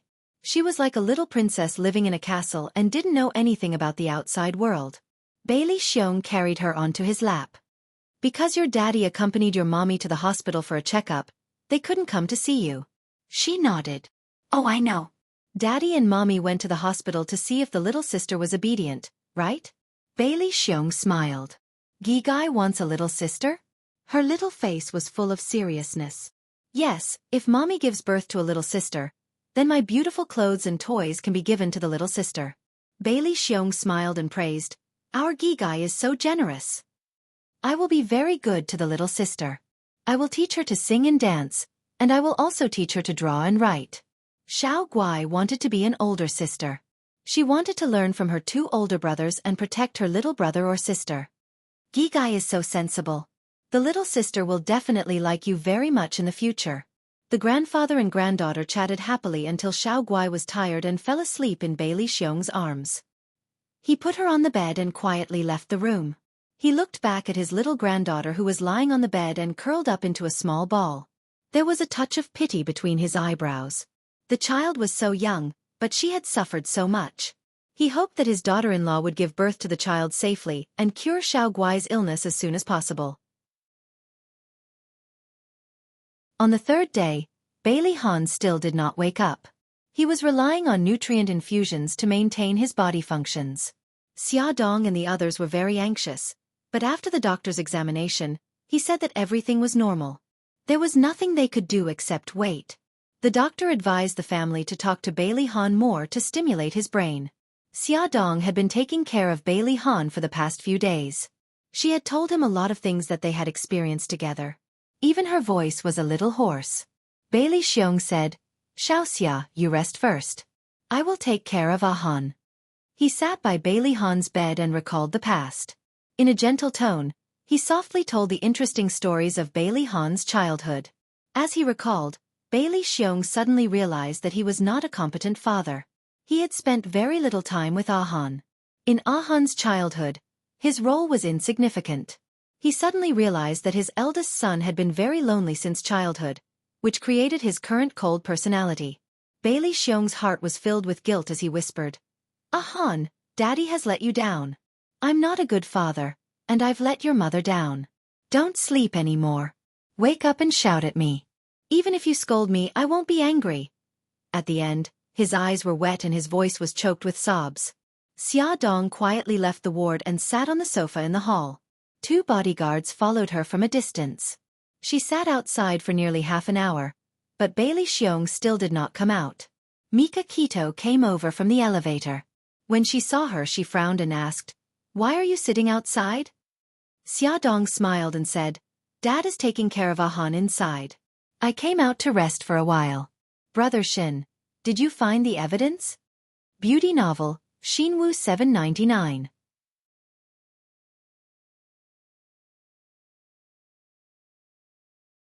Chapter 251. Mika Kito's face turned cold. That old fox Barit is too cunning. When we follow the 2 trucks, he will kill all the related people and wipe out the Yulis family. Xiaodong was furious. She clenched her fists and gritted her teeth. They are vicious and well-planned. They won't give up so easily. Let's force them to show their true colors. Mika Kito's eyes narrowed and he stared at her deeply. Xia, leave this to us. Don't do anything stupid. I won't do anything stupid. I just want to lure them out. Don't they want to use me to threaten you and Godfather? Then I'll just let them tie me up. Mika Kito put his hands on her shoulders and looked at her coldly. Are you crazy? You're pregnant now. How can you take the risk? But we can't just wait passively. Brother Shin, I'm living in fear every day. I'm afraid that they'll throw another bomb at the hospital. If we don't solve this matter, we won't be able to rest easy. Xiaodong was very agitated. She couldn't calm down at the thought that Bailey Han was injured because of this. Mika Kito put his hands on her shoulders and said, Xia, you're right. We have to lure them out. But you don't have to take the risk. Brother Shin, don't say anything. Leave this to me. Mika Kito's eyes flashed and he said, don't visit Xiao Guai for the next few days. Why? Mika Kito's thin lips curved into an ambiguous smile. Xia, trust me. I have my reasons for doing this. She looked into his eyes seriously. After a long while, she nodded. Mika Kito and the others were tracking down the Yulis family, and the Yulis family was also watching them. Barit met with Wolf in the middle of the night and said in a low voice, our operation failed. The Anya family has been tracking us closely. Do you have any good ideas? Xiaodong has a daughter named Xiao Guai. Tomac and Mika Kito love her very much. Before you attacked Xiaodong's villa, Bailey Han transferred Xiao Guai from the children's hospital to Tomac's villa. Now, she has been transferred to the castle. Barit frowned deeply. You mean to say that we're going to attack Xiao Guai? There's no way we can break into that old bastard Tomac's castle. The corners of Wild Wolf's lips twitched. If it's not Xiao Guai's little hand, it'll be no different from throwing an egg at a rock. My partner had been monitoring Xiaodong for the past 2 days. He found that she would take care of Bailey Han in the hospital every morning and go to the castle to visit Xiao Guai in the afternoon. Since we can't attack her in the castle or the hospital, why don't we attack her on the way to the castle? It was a long journey from Xiaodong's apartment to the castle, and it was an hour's journey. It was a very remote place. Last time, they had set up an ambush on this road. This time, they might have an unexpected gain. Barit frowned. Tomac has been watching us very closely. If this operation fails again, we'll be exposed. Wolf said in a low voice, in China there's an idiom, cut off the cauldrons and sink the boats. It means that we have to win the battle without leaving any way out. Since you've made up your mind to eliminate Tomac and Mika Kito, you have to be firm. Next time, you won't have such a good opportunity. Are you willing to see the Yuri's family be subservient to the Anya family? Before Wolf left, his godfather had told him to persuade Barit to eliminate Tomac and Mika Kito at all costs. In short, they wanted to use the power of the Yuri's family. Barit certainly knew that his godfather wanted to cooperate with him because of his power. However, he was also hurt by Wolf's words. Who would be willing to be subservient to others for the rest of their life? However, he couldn't make such a big decision rashly. He pondered for a moment and said, I still need some time to think about it. Wolf said, I've already studied the battle plan. I can guarantee that they'll fall into the trap without any effort. Let me know when you've thought about it. The next morning, Barit was still hesitating. He was worried that the operation would fail again and his identity as the mastermind would be exposed. With Tomac's temper, he would definitely flatten the whole family at all costs. The housekeeper came over with the phone and bowed respectfully. "Master, Tomac wants to talk to you." Barit took the phone and waved his hand. The housekeeper left and he laughed heartily. "Tomac. Good morning." "Good morning, Barit." "Tomac, what can I do for you?" Barit stood on the balcony with the phone in his hand and looked down at the scenery inside the old castle. Tomac said angrily, "Barit, I think you've heard that someone dared to behave atrociously in my territory a few days ago. I'm very angry, so I swore to find out who that bastard is." Barit's expression froze. Hatred surged in his eyes, but his tone had a hint of agreement. "Who dared to make a move in your territory? Who is the other party?" Tomac said angrily, "I'm not sure yet. However, if I find out who that bastard is, he'll be dead. I'll kill him with my own hands." Barit's expression was very ugly. His fingers gripped the phone so tightly that the veins on the back of his hand bulged. "Barit, I'm calling you to ask for your help in finding out the other party's identity." Tomac's words sounded like he was asking for help, but in fact, his tone was very bad. There was a kind of overbearing aura. Barit put on a fake smile and said, "Sure, no problem. Let me know if there's any news." Tomac didn't wait for Barit's reply and hung up the phone. His arrogant tone made Barit so angry that his lungs were about to explode. Barit threw the phone on the ground with a bang. His face was distorted by anger. "Damn Tomac, who do you think you are? How dare you talk to me like that? One day, I'll make you kneel in front of me and beg me to let you go, you damn old bastard." The more he thought about it, the angrier he got. This was the difference between the first and the second. The first was always superior, and the second could only obey the first's orders. Otherwise, they wouldn't have a good ending. Barit decided to be the first. He wanted to seize this opportunity to pull down Tomac. After Tomac hung up the phone, he turned around and looked at Mika Kito. He smiled and said, "How was it? Do I sound like I'm being overbearing?" Mika Kito gave him a thumbs up and said, "If I were Barit, I'd be hopping mad." Tomac shrugged and said, "More or less. I can almost hear the sound of Barit grinding his teeth." Barit's temperament is irritable, and he can be easily incited. With adoptive father taking action, this matter will be handled much more smoothly. Bei Tangshen's lips curved into a sinister arc. Let's beat him at his own game. Mika Kito came out of the study and walked to the balcony with Suzaku following behind him. The two of them stood in front of each other, facing the wind like two statues. Mika Kito suddenly turned around. Her eyes were as sharp as blades as she stared at Suzaku. She said in a deep voice, "I want you to do something for me." Suzaku said calmly, "Okay." Mika Kito's eyes flickered and said, "This is very dangerous. You might lose your life because of it." Suzaku smiled and said, "My life has long been yours. I only have one request." "Say it." "If I die, let go of Director Lin and guarantee her safety." "Okay." Suzaku smiled and said, "Then I can die without regrets." Mika Kito approached her and put his right hand on her shoulder. His expression was serious. "It's good that you have the determination to die, but I want you to live." She stared into his eyes and said slowly, "I'll try my best." At the same time, Xia Dong was taking care of Bailey Han in the hospital.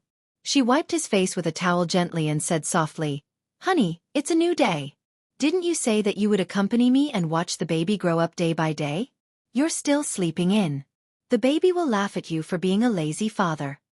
She unbuttoned his hospital gown and wiped his chest gently with the towel. Then with the help of the nurse, she wiped his back. He couldn't see or hear anything, but his body could feel it. It was as if someone was wiping his body. Something soft was rubbing against his body. He wanted to move, but he couldn't. Bailey Han's mind was in a mess. He tried hard to sort it out, but he couldn't find the thread. Suddenly, he felt something warm on his face. It was soft and comfortable, but not long after, 2 drops of cold liquid rolled down his face. His fingers couldn't help but move. In the dark world, there was a faint light flickering. He couldn't help but follow it. The light became brighter and brighter, and it hurt his eyes. He closed his eyes and slowly opened them again. The chaos in his mind gradually dissipated, and scenes appeared in front of his eyes like a movie. That night, he drank alone at Charm Club. She deliberately stole the seed, and they had sex by accident. That rainy night, she slipped and fell. She reached out to pull him, but he pushed her away. She lay in the rain, looking at him with a painful and resentful gaze. His heart felt as if it had been torn open, and it was empty. In Bali, she went missing, and he went crazy looking for her. When she appeared in front of him, he was overwhelmed with ecstasy. That day, she said she wanted to leave. He drove in anger and crashed into an oncoming truck. The second before he lost consciousness, he suddenly realized that he had fallen in love with her, but he didn't have time to tell her. He thought he would never have the chance to tell her that he loved her, but she appeared in his life again. But at that time, he had already forgotten about her. Cold tears slowly slid down from the corner of his eyes. Xia Dong pressed her face against Bailey Han's. Suddenly, she felt her cheeks wet. She was sure that it wasn't her tears. She looked up and saw the tears at the corner of Bailey Han's eyes. She cried out in surprise. "Hubby!" Ad. Hongcha 866.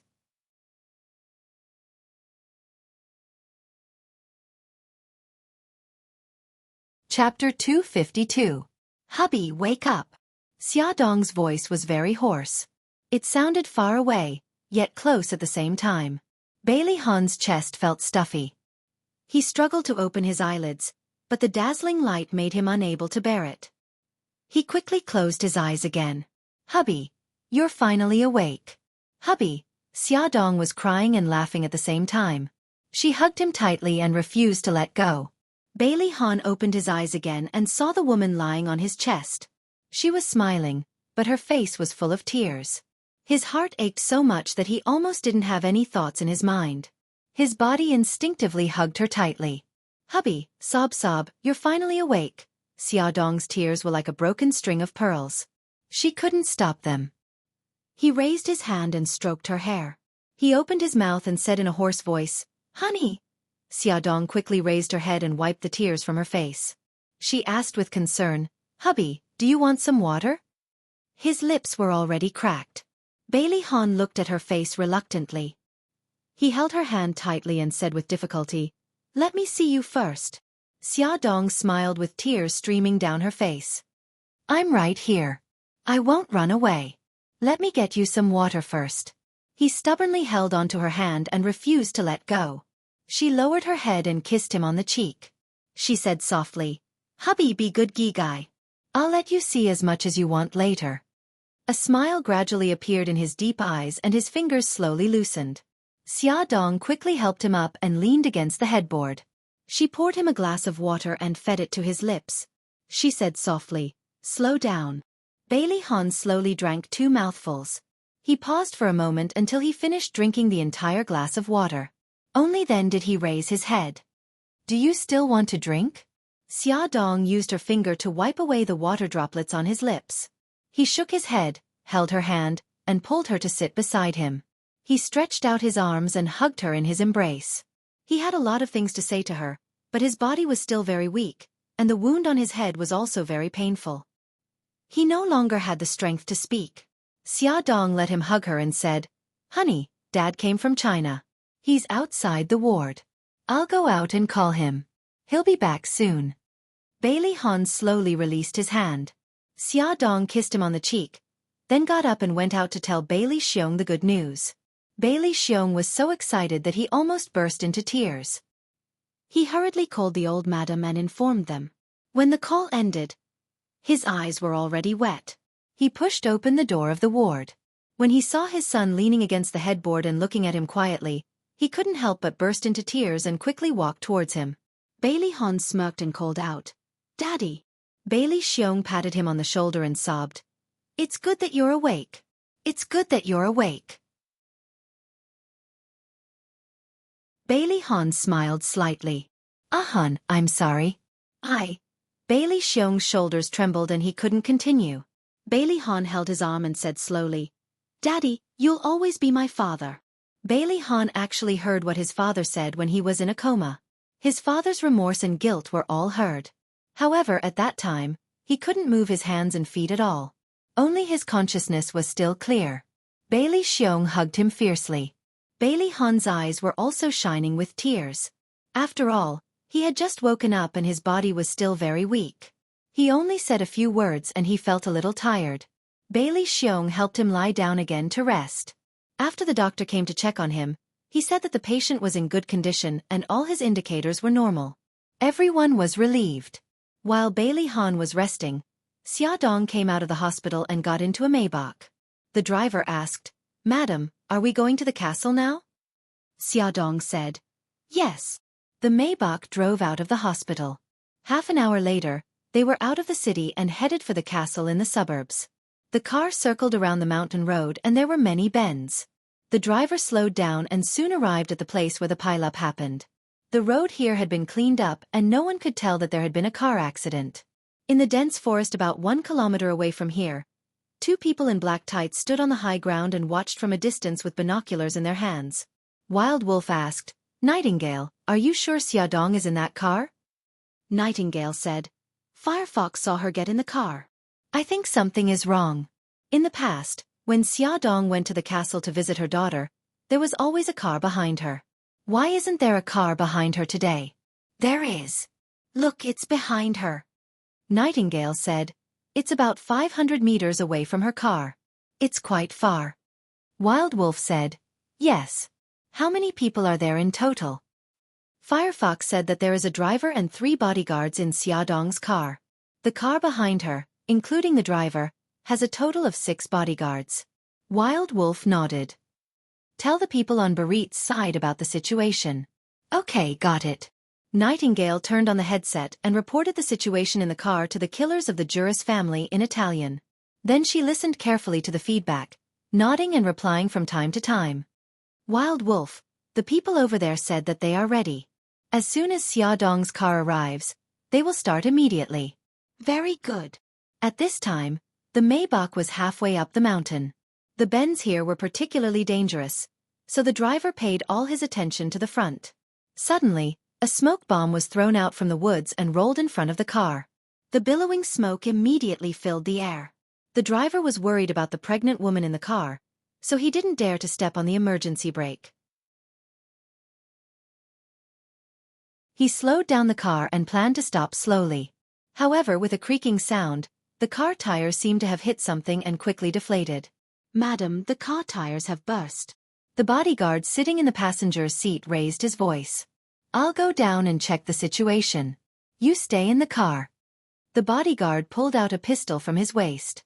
The smoke outside had not yet dispersed. He covered his mouth with one hand and jumped out of the car with the other hand holding the pistol. He bent over to check the tires. Suddenly, with a bang, the bodyguard fell to the ground. He lay on the road with his face covered in blood. His bloody hand trembled as he pressed a string of phone numbers. He only said the word "rescue" before his head tilted and he stopped moving.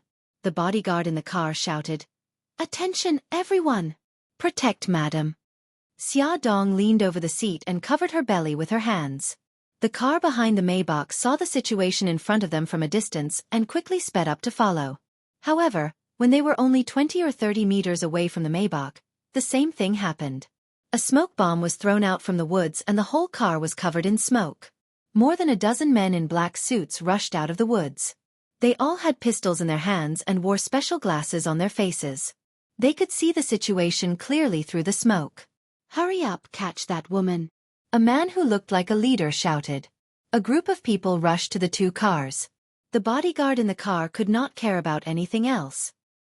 He covered his mouth and nose with one hand and held a pistol with the other, shooting in the direction of the sound. "Protect Madam!" Messy footsteps, screams, and gunshots all intertwined and echoed in the silent mountainside. In less than 10 minutes, all the sounds disappeared. The disgust also dissipated, and the whole forest returned to silence. The 2 cars were parked on the road randomly. There were 2 long nets made of iron thorns in front of the cars. The tires were punctured by the iron thorns and burst. There were several bodies lying in and out of the cars. Some were killers of the Urus family, and some were of the Dark Knight family. Blood flowed all over the ground, and the air was filled with a strong smell of blood. Among all the bodies, Xiaodong was not there. Her hands were tied, her mouth was taped, and her eyes were covered with a black cloth. She was escorted to a Hummer. Xiaodong sat in the back, and there were killers sitting on both sides of her. They held her arms tightly to prevent her from escaping. She struggled to free her arms and raised her head. The blond man sitting in the passenger seat turned back and said in Italian, "Don't struggle. You can't escape." Xiaodong's eyes were burning with anger, and she stared at him fiercely.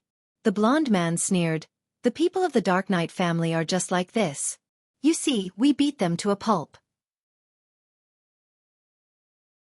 When the reinforcements come, we will have disappeared." As the blond man said, the Hummer was very fast and soon disappeared in the forest. When the people in the castle of the Dark Knight arrived, they only saw blood and bodies all over the ground. Mika Kito's handsome face was distorted. He punched the car hard and roared at his subordinates, "No matter what, we must find Xiaodong." The Hummer drove for more than an hour to the barren suburbs. It drove through a forest and finally stopped outside a deserted factory. "Get out of the car."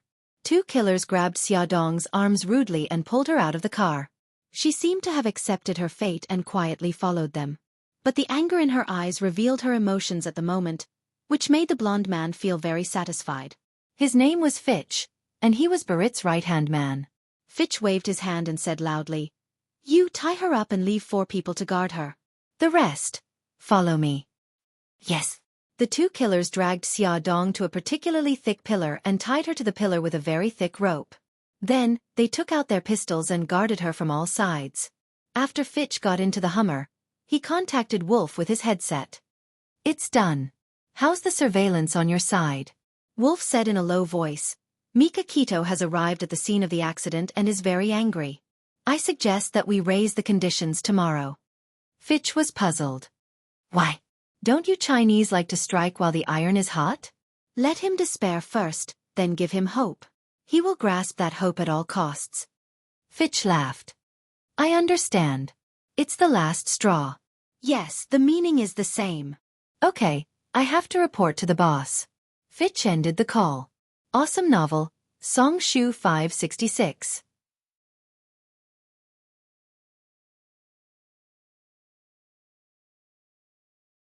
Chapter 253.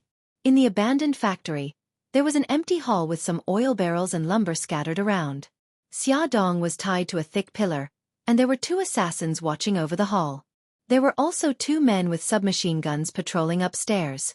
The heavy footsteps were especially clear in the empty factory, like a dull drum beating on one's eardrums. The sky was getting darker, and Xiaodong's body became stiff. She shook her head and moaned. A man approached her and stared at her with his sharp eyes. Xiaodong signaled with her eyes for him to tear off the tape on her mouth. The man was called Victor. He tore off the tape on her mouth. Her lips hurt, and she frowned. She moved her numb lips and said, "I want to go to the toilet." Victor said coldly, "Don't you dare play any tricks." Xiaodong panicked. "I'm not playing any tricks. I really want to go to the toilet." Victor glanced at her and waved his hand to call his companion. "Johnny, take her to the toilet." The man named Johnny was burly. He handed the submachine gun to his companion and untied the rope on Xiaodong's body. Her legs were almost numb. After the rope was untied, she moved her legs and said, "And the rope on my hands?" "The rope on my hands can't be untied yet," Johnny said coldly. He pulled out a gun from his waist and pointed at her. "Walk forward." Xiaodong pursed her lips. Under his order, she followed him to the toilet. The toilet was covered in dust, and the floor was full of dirt. Some of the cubicle doors had fallen off, and the sink was dark and dirty. Xiaodong frowned in disgust. She raised her wrist and said, "Can you untie me now?" Johnny stared at her fiercely. "Don't play any tricks." Xiaodong smiled bitterly. "What tricks can a pregnant woman like me play?" Johnny thought about it and agreed. She had been blindfolded along the way. She didn't even know where she was. Even if she escaped from the toilet, she couldn't escape from the factory because they had already set up an inescapable net in the factory. He untied her hands and she walked into a cubicle. Seeing that he had no intention of leaving, she coughed and said, Please leave first. Johnny closed the door of the cubicle and said coldly, I'll stay here. He pulled out his pistol and aimed it at the cubicle door. If there was anything wrong with her, he would shoot without hesitation. Anyway, as long as he kept her alive, he didn't care about breaking her arms and legs. Xiaodong had no choice but to press the button on the water tank. Fortunately, there was still water in the water tank, and the sound of the water could cover up the sound she made, so it was not too embarrassing. After she was done, she pulled up her pants and touched her bulging abdomen. She smiled. I'm done. I'm coming out. Xiaodong knew that Johnny must be on high alert, so she reminded him before pushing the door open so that he wouldn't mistakenly think that she was playing tricks and accidentally hurt her. Johnny took a step back and the cubicle door opened. Xiaodong walked out slowly. She held her abdomen and walked to the sink. This place had been abandoned for too long. The water that flowed out of the pipes was yellow with rust. After about a minute, the water became clear. Xiaodong then put her hands under the tap. Okay, let's go back. Xiaodong retracted her hands and turned around. Johnny pointed his pistol at her. You walk in front and go back the way you came. When they returned to the factory hall, the lights inside were already turned on. The dazzling light shone down from the roof. Xiaodong closed her eyes uncomfortably. Johnny took the rope and was about to tie her up again when she pleaded, I'm a little uncomfortable. Can you not tie me up? I promise I won't run away. No. Johnny refused and dragged her to the side of the pillar. How about this? Give me a chair. I'm tired and want to sit down and rest. Johnny ignored her request and tied her to the pillar. This time, he didn't put tape on her mouth. Xiaodong said pitifully, I'm hungry. Can you give me something to eat? I'm pregnant. You can't abuse me. Johnny frowned and his temples throbbed. He really wanted to slap her. He had never seen such a troublesome hostage. Victor held the submachine gun in his hand and sat on a chair at the side.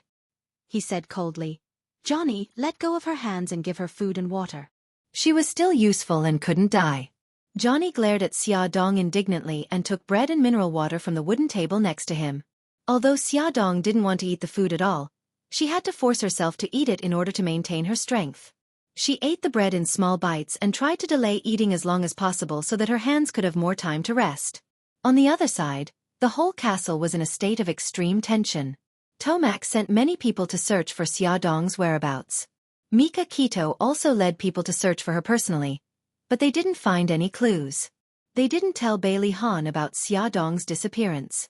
Instead, they lied to him and said that Xiaodong was accompanying Xiao Guai in the castle and wouldn't go back tonight. Bailey Han didn't think much about it and believed them. Nightingale had been hiding in the dense forest, monitoring the situation in the castle from a distance. She saw cars coming in and out of the castle frequently, and everyone had a dignified and anxious look on their faces. It seemed that they really valued Xiaodong. She had made the right bet. Nightingale reported the situation to Wolf, and Wolf discussed with Barit. They would contact Tomac the next morning and put forward their conditions. At night, the 4 guards were in groups of 2, taking turns to guard and rest. Xiaodong envied them for sleeping on the sofa, while she could only sit on the hard cement floor. Her hands and feet were tied, which made her very uncomfortable, especially her stomach. Hey Johnny, please give me a blanket. Xiaodong shouted at Johnny who was patrolling. What a troublesome woman. Johnny muttered with dissatisfaction, but still threw a blanket on her. Thank you. Xiaodong arched her body with difficulty and covered herself with the blanket. She leaned her head against the stone pillar and closed her eyes to rest. No matter how difficult the situation was, she had to rest and maintain enough physical strength to deal with the fierce battle tomorrow. The next morning, when the first ray of sunlight shone through the broken window into the hall, Xiaodong suddenly opened her eyes. Her eyes quickly flashed with a trace of light. 10 meters in front of her, Johnny and Victor were sitting on the chairs with their heads down and taking a nap. On the other side, on the 2 big sofas, 2 tall and sturdy men were curled up on it, sleeping soundly. She bent her feet back, and the heels of her feet were close to her hands. Under the cover of the blanket, she put her right hand's fingers into her shoes and took out a 2-centimeter-long blade from under the insole. The blade was very thin, but it was very sharp and could cut iron like mud. She hid a blade in her left and right feet. She hid the 2 blades in her sleeves in case of an emergency. After doing all this, she quietly closed her eyes. A few seconds later, she heard someone stand up from the chair, causing the chair to make a banging sound. "Hey Johnny, wake up!" Victor pushed Johnny's shoulder. Johnny was shocked. "What's wrong?" "Nothing, it's daybreak. Wake up. Feej will be here in a while." "Okay, I got it. Buddy, you stay here and watch. I'm going to the bathroom." Johnny threw the submachine gun to Victor. Xia Dong pretended to be awakened by the two's conversation and slowly opened her eyes. Victor glanced at her and ignored her. He walked straight to the sofa and woke up his other 2 companions. When Johnny came back, Xia Dong also said that she wanted to go to the bathroom. As usual, Johnny took her there. When she washed her hands, she also washed her face and rinsed her mouth. She followed Johnny back to the hall, where the others were having breakfast. Victor handed her a hamburger and a bottle of mineral water. She said, "Thank you," and spread the blanket on the floor. She sat on the blanket and let Johnny tie her feet again. She held the hamburger in her hands and slowly ate it. After eating, she looked up calmly and looked at Victor. "What do you want by kidnapping me?" Victor said calmly, "You'll find out soon enough." After more than an hour, a large truck and a Hummer stopped outside the factory. The door of the truck opened and a group of men in black jumped out. There were at least 30 to 40 of them. They were fully armed and did not enter the factory from the main entrance. Instead, they entered the factory from other entrances. Xia Dong could only hear a lot of messy footsteps. She lowered her eyes and listened carefully. After the footsteps disappeared, she whispered in Chinese, 34. As she spoke too softly and in Chinese, Victor and the others did not hear her. Vroom vroom. The large truck drove to the back of the factory and stopped in the garage.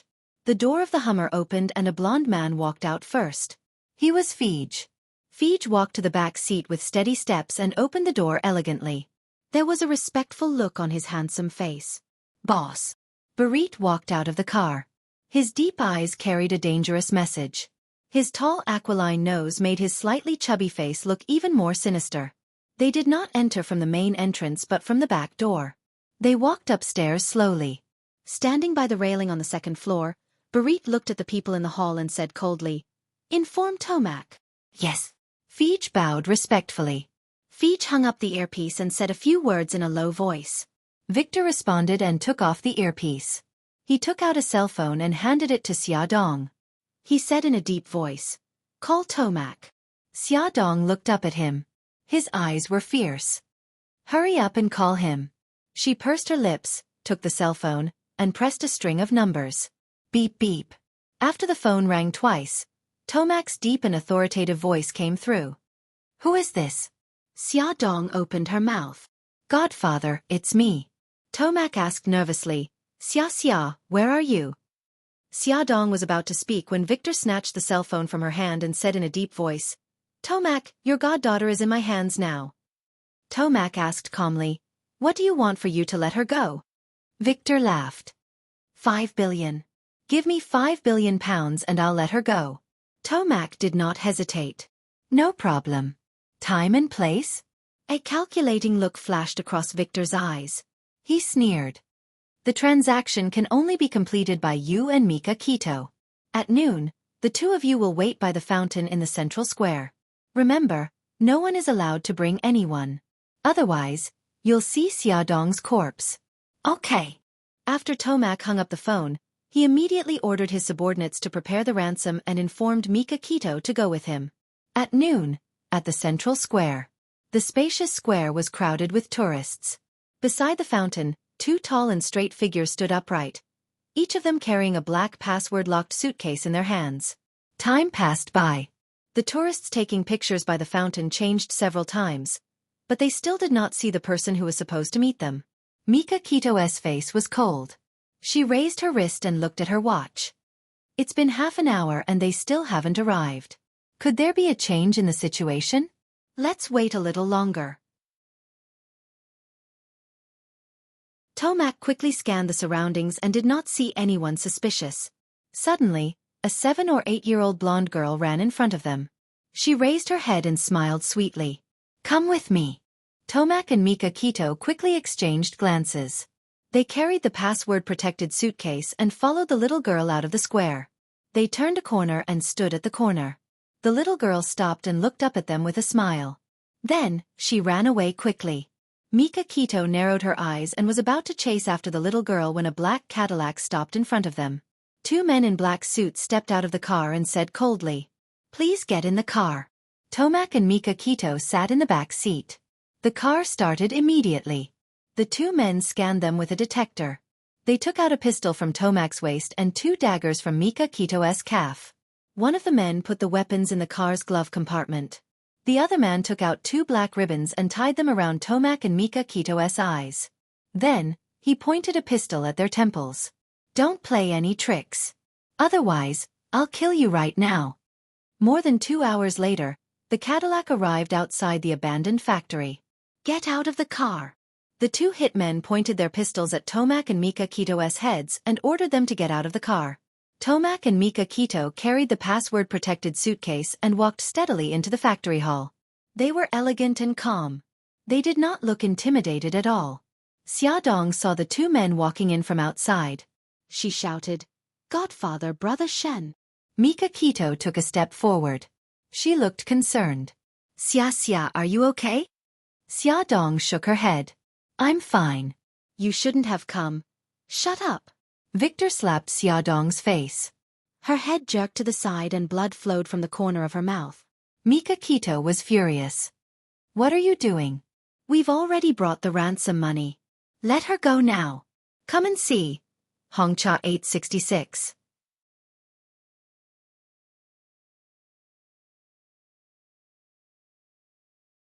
Chapter 254. Let her go? If we let her go so easily, then why are we going through all this trouble? A familiar cold voice came from the second floor of the hall. Following the sound of heavy footsteps, Tomac saw a slightly plump man standing by the railing. He frowned and said angrily, "Barit, did you do all this? How dare you kidnap my daughter?" Barit said coldly, "That's right, I did it." Tomac was so angry that his whole body trembled. Barit walked down the stairs step by step. He looked at Tomac with contempt and said mockingly, "Aren't you the father of the mafia? Aren't you very capable? Why are you bringing ransom to save your daughter now?" "You bastard, Barit, I'm going to kill you with my own hands."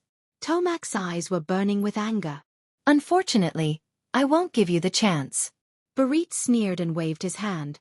Fitch, who was behind him, took out a contract from his briefcase and handed it to Tomac. "What is this?" Tomac raised his head arrogantly. Barit's lips curled into a complacent smile. "This is a property transfer agreement. After you sign this agreement, all of your property, including your castle and your family members, will be mine." "Don't even think about it. I won't sign this agreement." Tomac refused immediately. "It's fine if you don't want to sign it." Barit waved his hand. Victor pulled the trigger and aimed the pistol at Xiaodong's head. Tomac's face turned ugly. He stared at Barit fiercely like a raging lion, ready to pounce and bite Barit's throat at any time. Barit was intimidated by Tomac's ferocious eyes. He was timid for a second, but he quickly calmed down.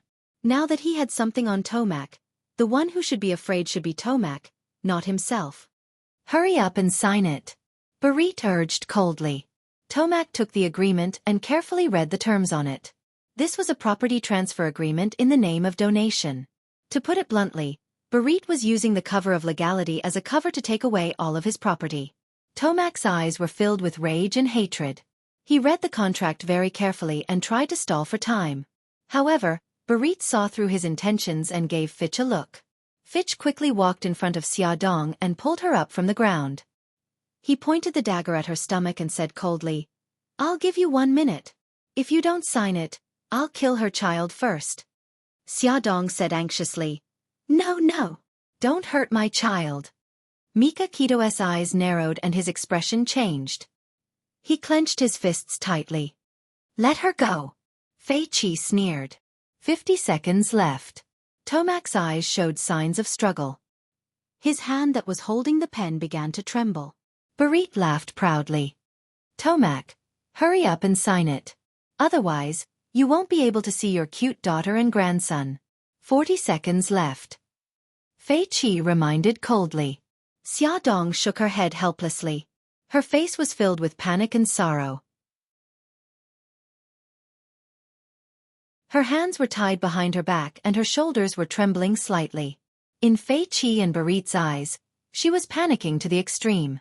However, in reality, she quietly took out a blade from her sleeve and pointed it at the rope around her wrists. 20 seconds left. Barit stared at Tomac carefully. He didn't want to miss the expression on his face. His cold face revealed a hesitant expression. How interesting. Barit mocked. Tomac, don't you love your adopted daughter the most? What? You can't bear to give up all of your property in exchange for her life. 10 seconds left. Mika Keto clenched her fists and couldn't help but call out, "Adoptive father!"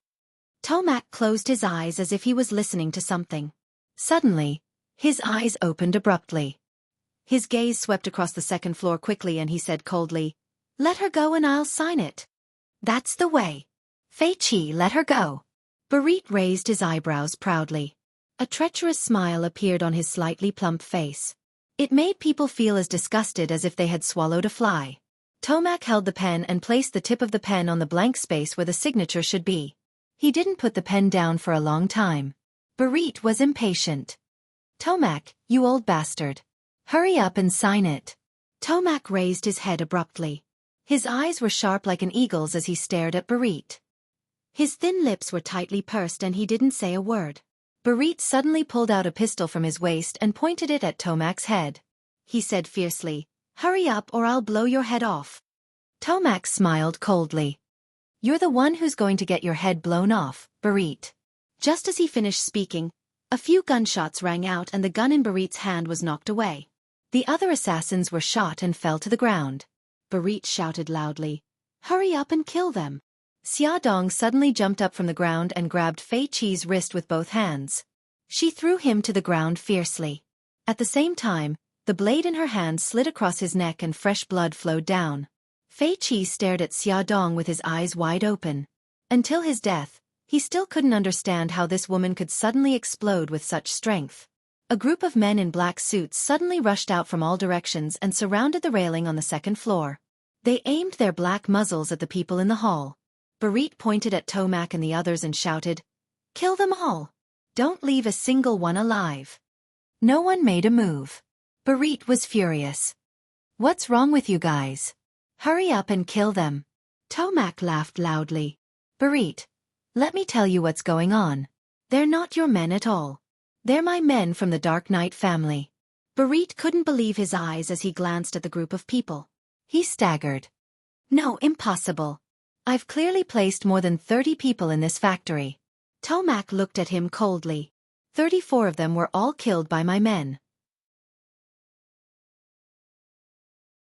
"The ones you see now are all my men." Barit looked around. All the muzzles were aimed at him. Now, he was the only one left in the hall. He tightened his lips and clenched his fists. "How did you do it?" Even if he failed, he wanted to know where he went wrong. Tomac's sight fell on Xia Dong's body. He nodded lightly. Xia Dong suddenly lifted her clothes. Her bulging belly could be seen. Barit was puzzled. Suddenly, he saw her grabbing her stomach tightly with both of her hands and tearing it apart. A soft thing that looked like human skin was torn off. She threw that thing on the ground. Her belly had returned to its original smooth and flat state. Barit was shocked. You're not Xia Dong." "Of course I'm not Xia Dong. My name is Suzaku. Don't forget my name on the road to hell." Suzaku returned to her usual voice. It was cold and emotionless. However, her face was still Xia Dong's. This was the result of her disguise. It could only be washed off with a special potion. Barit's eyes widened. No wonder you're so good at fighting." He saw how she took Fitch's life with just one move. It was only at this moment that Barit realized that he had fallen into the other party's trap. He gritted his teeth in hatred. Suzaku kicked away the fake skin that was made of resin. It felt no different from a real person's skin. A small tracking device was revealed. She said coldly, "It's this thing that exposed your hiding place." Tomac continued, Before your people set up an ambush in this factory, my people had already set up an ambush inside. When Shan and I walked in here, they began to replace your people one by one. So, the reason why you're dealing with me is to stall for time so that you can replace them all? Correct. Tomac smiled eerily. Barit, you've been scheming against me. Now that you've failed miserably, what last wishes do you have? Tell me. Maybe I'll be kind and help you fulfill them. Barit's eyes flashed coldly. Who said that I've failed miserably? I still have one last move. At worst, we'll die together. Unknowingly, an MP4-like thing appeared in his hand. His thumb pressed on the red button and he said coldly, "This is the detonator. I've already asked my people to bury a bomb in this factory. The bomb's power is enough to destroy the buildings within a kilometer radius. As long as I press the button, you'll all have to go to hell with me." So, Tomac shrugged, looking as if he did not think much of it. Barit held the detonator tightly. "Let me go and we'll forget about this." Tomac crossed his arms and said indifferently, "Impossible." Barit was furious. He said fiercely, "I'll give you 1 minute to consider. Otherwise, I'll detonate the bomb." Tomac sneered. "There's no need to consider. You can detonate the bomb now." Barit held the detonator and didn't move. He was the one who asked his people to bury the bomb. He knew how powerful it was. He still had a last hope that it could threaten Tomac. What's wrong? You don't dare to press the button? If you continue to hesitate, my people will immediately blow your head off. At that time, we'll see if you're faster than my people. Tomac sneered. Click, click. In the spacious hall, the sound of bullets being loaded could be heard. The sound was uniform. Barit knew that there were dozens of guns aimed at him. He clenched his teeth and made up his mind to die together with them. He closed his eyes and pressed the button. It was quiet all around. There wasn't the explosion that he expected, nor was there the pain that he imagined. Barit opened his eyes in disbelief. He looked around stiffly. The black muzzles were still pointed at him. What was different was that everyone had a mocking smile on their faces. Tomac spread out his hands. "Barit, I'm sorry to disappoint you. Last night, my people had already defused all the bombs." Barit looked 10 years older in an instant. He staggered a few steps back and the detonator in his hand fell to the ground. "I've said it before. I'll personally execute you." Tomac took the pistol from his subordinate and aimed at Barit's head. Awesome novel, Song Shu 566.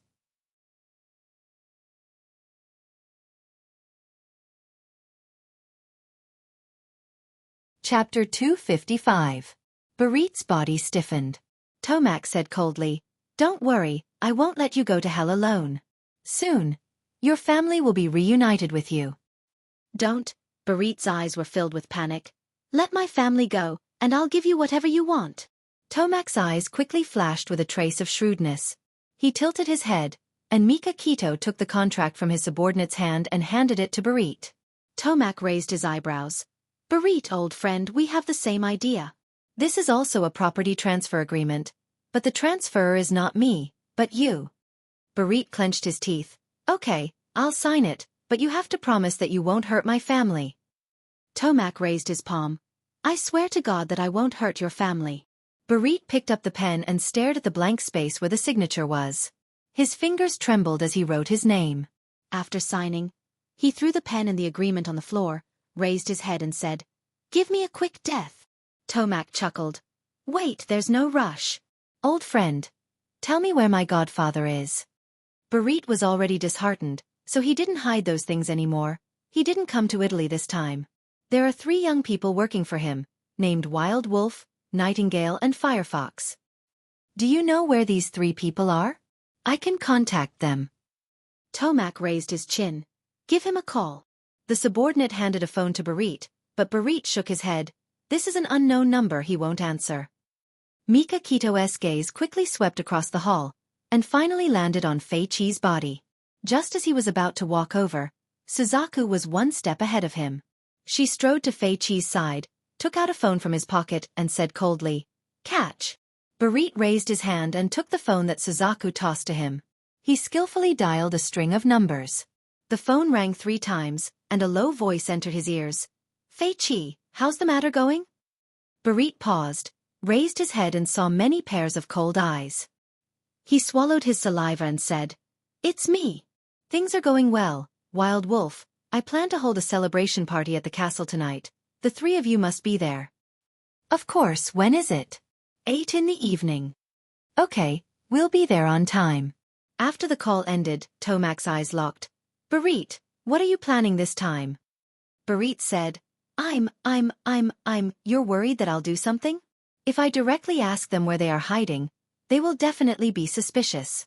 Wouldn't it be better to invite them to the castle to participate in the celebration banquet and make your move then? Tomac snorted coldly. It's very good, but then you'll have to leave your life until after 8 o'clock tonight. If he killed Barit and got someone to disguise as him, he might not be able to fool Wild Wolf, so Tomac decided to keep Barit alive for the time being. Mika Keto had fought with Wild Wolf before, so she knew how cunning he was. In order to not arouse his suspicion, they burned down the entire factory after they left. Even if Wild Wolf found them, he would only see ruins and burnt corpses. He wouldn't be able to tell if they were from the Yuri's family or the Dark Knight family. Mika Keto put an ankle-like electronic monitoring device on Barit's ankle and warned him. This ankle-like device has an electronic monitoring function, and it's also a bomb. If you remove it by force, the bomb will explode immediately. Barit's face was ashen. I've already fallen into your hands, of course I won't play any more tricks. For the sake of caution, only a few people knew that Barit was captured. Even Xia Dong and Mika Keto didn't tell them. They planned to tell her after they captured Wild Wolf and the other two. Mika Keto and Suzaku hid in Barit's car and entered his castle. The guards in the castle were soon replaced by the Dark Knight family. They hid in the castle, waiting for the night to come. In the evening, the castle was brightly lit. The whole castle was shrouded in bright lights, looking mysterious and charming. A banquet was being held in the hall. Everyone was wearing beautiful clothes and drinking wine. Barit was wearing a tuxedo, and he was gracefully thanking the guests. Mika Keto and Suzaku had disguised themselves. Mika Keto was holding Suzaku's waist. They were dancing in the hall, but they were secretly paying attention to the guests in the hall. The banquet had been going on for half an hour, but Wild Wolf and the other two were still nowhere to be seen. Mika Keto's eyes darkened. Could it be that the three of them had sensed that something was wrong and were hiding? While she was pondering, the butler led the three guests into the hall. The man in front was about 30 years old. He was wearing a black suit, and his face was cold. Behind him was a man and a woman. The man was handsome, but there was a hint of evilness in his eyes. The woman was wearing a fiery red evening dress. Her hair was tied up high, and she looked charming and charming. Suzaku moved closer to Mika Keto's ear with a faint smile on her face. In the eyes of outsiders, they looked like a couple. She whispered, I know that woman. She's Huahu. In the circle of killers in a city, there weren't many female killers. The top ones were Suzaku and Huahu. They had met once before. Mika Keto whispered, Keep an eye on Barit and act according to the situation. Got it. The dance music just ended. Mika Keto let go of Suzaku's waist and nodded to her with a faint smile. She also smiled and nodded. The two of them walked into the crowd like other dance partners. Mika Keto aimed at Barit. She saw him leading Wild Wolf and the other two to the side hall, while Suzaku held a cocktail in her hand and walked gracefully through the crowd. It was very quiet in the side hall. Barit led Wild Wolf and the other two into the hall and said with a smile, Thanks to the help of the three of you, I was able to get rid of Tomac. Wild Wolf nodded faintly. Nightingale smiled and said, I'm curious. Why didn't the underworld send out any news about Tomac's death? Huahu's beautiful eyes flashed. This was the reason why the three of them were late by half an hour. They didn't receive any news about Tomac's death and were suspicious. They deliberately watched from 1 kilometer away from the castle for a long time. They didn't dare to walk in until they confirmed that many influential figures in the underworld had come to the Yuri's family's banquet. Barit smiled and said, Here's the thing.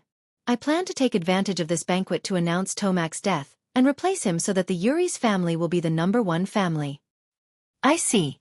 Nightingale touched her chin with a sly smile in her slender eyes. There's no news from the castle of the Dark Knight. I wonder what's going on? Barit shrugged. I don't know. Maybe they're afraid that the underworld people will rebel if the news of his death is spread, so they deliberately hide it. Wild Wolf coughed and said, Mr. Barit, the three of us are here to congratulate you and also to say goodbye to you. We'll go back to China tonight. Barit frowned. Why are you in such a hurry? Wild Wolf said indifferently, There are still some things in the country. Well, I won't keep you. Barit waved his hand and a servant came over with a tray with 4 glasses of champagne on it. He made an inviting gesture. Wild Wolf and the other 2 took a glass of champagne from the tray. Barit raised his glass and said with a smile, I want to thank you for helping me win. Here's to you. You flatter me. The 4 glasses clinked and made a crisp sound. Barit was the first to drink the champagne in his glass. Wild Wolf looked down at his glass and took a small sip. Nightingale drank it all in one gulp and Firefox only took a small sip. The smile on Barit's face froze. He put down his glass and said seriously, I'm very sorry. The 3 of them didn't understand the meaning of his words. Barit suddenly fell on the thick carpet with blood flowing out of his 7 orifices. His eyes were wide open and he died with grievances. Wild Wolf was shocked. He looked at the 3 of them. Nightingale suddenly held his throat with both hands. His face turned purple and his limbs twitched. He shouted hoarsely, So uncomfortable, the wine is poisoned. Thump. Nightingale also fell on the ground with blood flowing out of his 7 orifices. Wild Wolf and Firefox bent down at the same time and put their fingers into their throats. Soon, they spat out a puddle of filth. Quick, let's get out of here. Wild Wolf took out a pistol from his waist and ran towards the main hall with Firefox. There were many people there.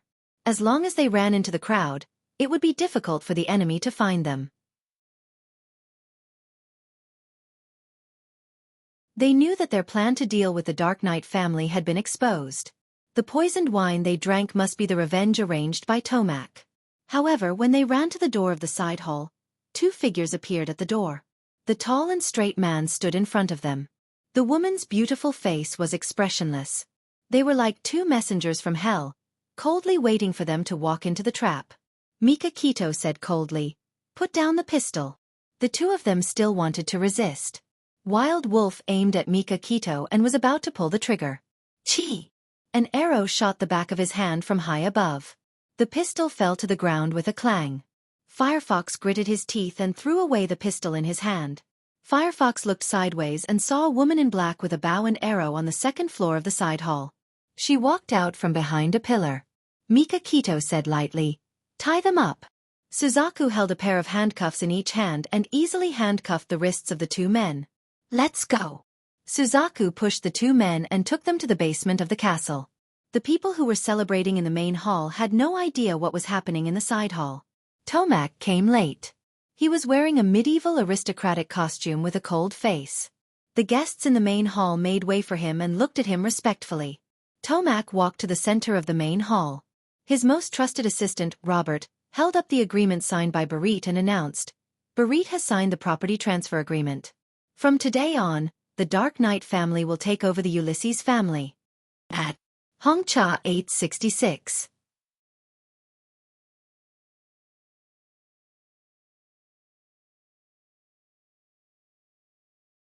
Chapter 256. There was an uproar in the hall. Everyone was shocked, but no one questioned it. Tomac now had the Anya family and the Ulyss family, and they had no ability to compete with him. The merger of the 2 families meant that Tomac's status had risen again, and he had occupied the absolute dominant position in the mafia. A figure walked in from the entrance of the hall. He was a beautiful blonde man with perfect facial features, like a god. He was tall and straight, and he walked towards the hall with steady steps. His movements were elegant, and there was a bright smile on his face. He walked to Tomac's side and said with a smile, Uncle, congratulations.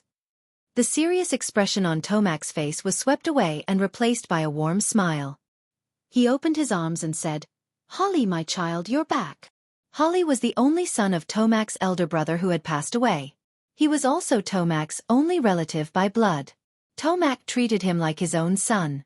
Holly hugged Tomac and said with a smile, Yes, uncle. I'm back. Very good, very good. Tomac nodded repeatedly, not minding showing his gentle side in front of everyone. The banquet continued. Tomac put his arm around his nephew's shoulder, and the uncle and nephew chatted happily. Holly said, "Uncle, I heard that Xia and Shan came to Rome. Where are they now?" Tomac smiled and said, "Shan is in this castle. He's dealing with some things and will be back soon. Xia is in the hospital." Holly was shocked. Xia is in the hospital? Is she sick? It's a long story. In short, Xia is sick. She took Xiao Guai to Rome to give birth, but it's not her who's in the hospital. It's her husband, Bailey Han. Holly seemed to understand and nodded. So, she's taking care of Bailey Han in the hospital now? Yes and no. Tomac smiled mysteriously. He briefly explained what had happened in the past 2 days and said, "Suzuka disguised herself as Xia to lure Xia. We were worried that she would be exposed, so we let Xia hide in the hospital and didn't allow her to go to Bailey Han's ward." Holly suddenly understood and said with a smile, "I see. Uncle, that's a good plan." Tomac smiled. "This is Shan's idea." Holly smiled and agreed, "Shan is indeed very smart." Tomac raised his eyebrow. "Now, it's time to inform Xia. She can openly accompany Bailey Han's company." After that, he asked Robert to call Xia Dong. Xia Dong had been in the ward for a day and a half, and she had been tortured for a day and a half. Bailey Han was in the ward downstairs. They were very close, but she couldn't visit him. She could imagine how torturous it was. After learning that Bailey Han was dead and Wolf and the other two were arrested, Xia Dong finally felt relieved. The first thing she did after the call was to run downstairs to visit Bailey Han. Bailey Han was leaning against the headboard, looking much better. Bailey Xiong was sitting beside him.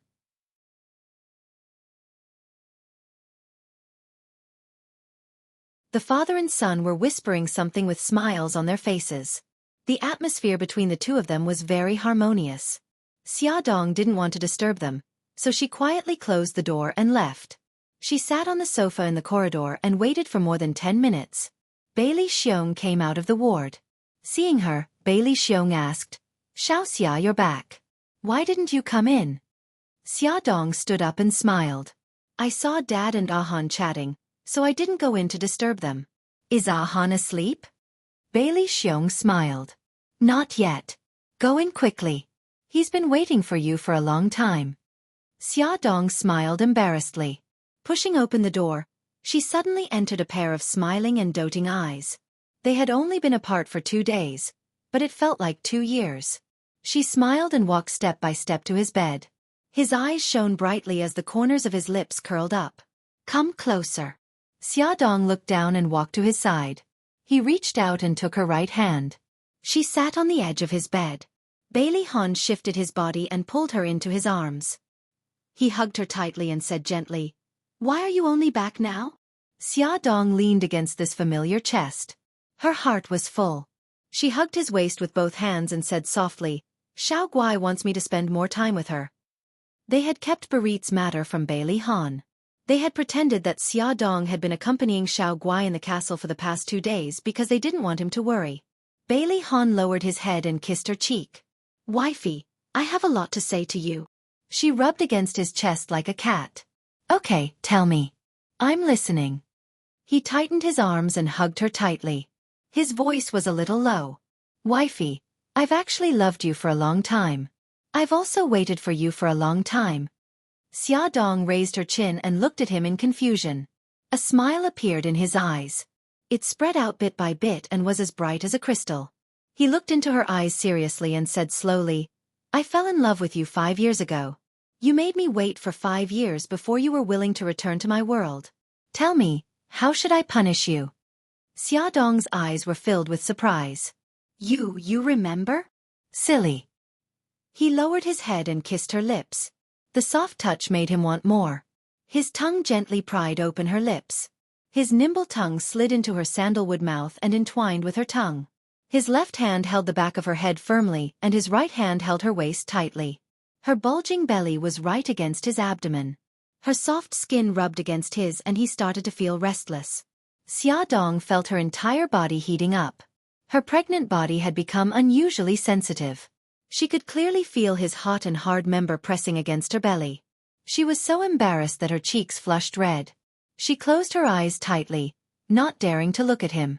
Bailey Han made a low sound of from his throat.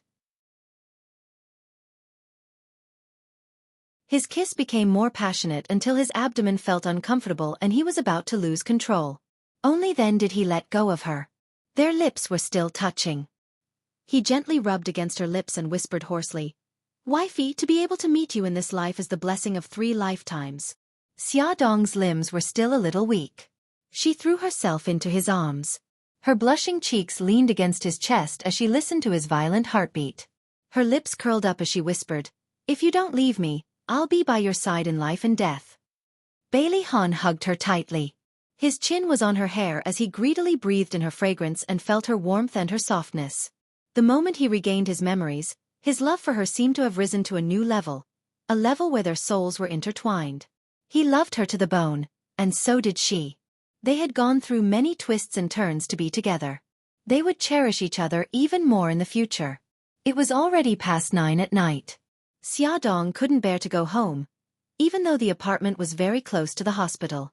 Bailey Han also couldn't bear to let her go, even though they would meet again the next morning. You. The two of them spoke at the same time and stopped at the same time. You first. The two of them spoke at the same time. They looked into each other's eyes and smiled foolishly, like a young man and woman who had just fallen in love. Bailey Han ruffled her hair. You should go first. Xiaodong grabbed his clothes. It's late. I should go back. He pursed his lips and smiled. Stay with me. This bed is very big. Xiaodong seemed to have thought of something and her face turned red. What if someone finds out? The nurse would check on them every night. What are you afraid of? We're husband and wife. Bailey Han looked calm. He hugged her tightly and said shamelessly, I want you to stay with me. Xiaodong raised his head and looked at him with a smile. All right, I'll stay. He gave her a loud kiss on the cheek. She pushed his arm. Do you want me to help you take a shower? I can do it myself. After Bailey Han said that, his charming eyes suddenly narrowed and his lips curled into a devilish smile. Okay, you can help me take a shower. Xiaodong found it funny. Didn't you say you could do it yourself? He bit her ear and said in a low voice, We'll take a bath together. She pinched his arm. You wish. Your body hasn't recovered yet. We can't sleep together for at least a month. Moreover, I'm in the late stages of pregnancy. It's not good for the baby. You'll have to abstain for a few months. Bailey Han sighed. After this child is born, I don't want any more children. Xiaodong's eyes darkened. After giving birth to the baby, she would have to undergo surgery to remove her uterus. It would be impossible for her to have children in the future even if she wanted to. She leaned in his arms silently.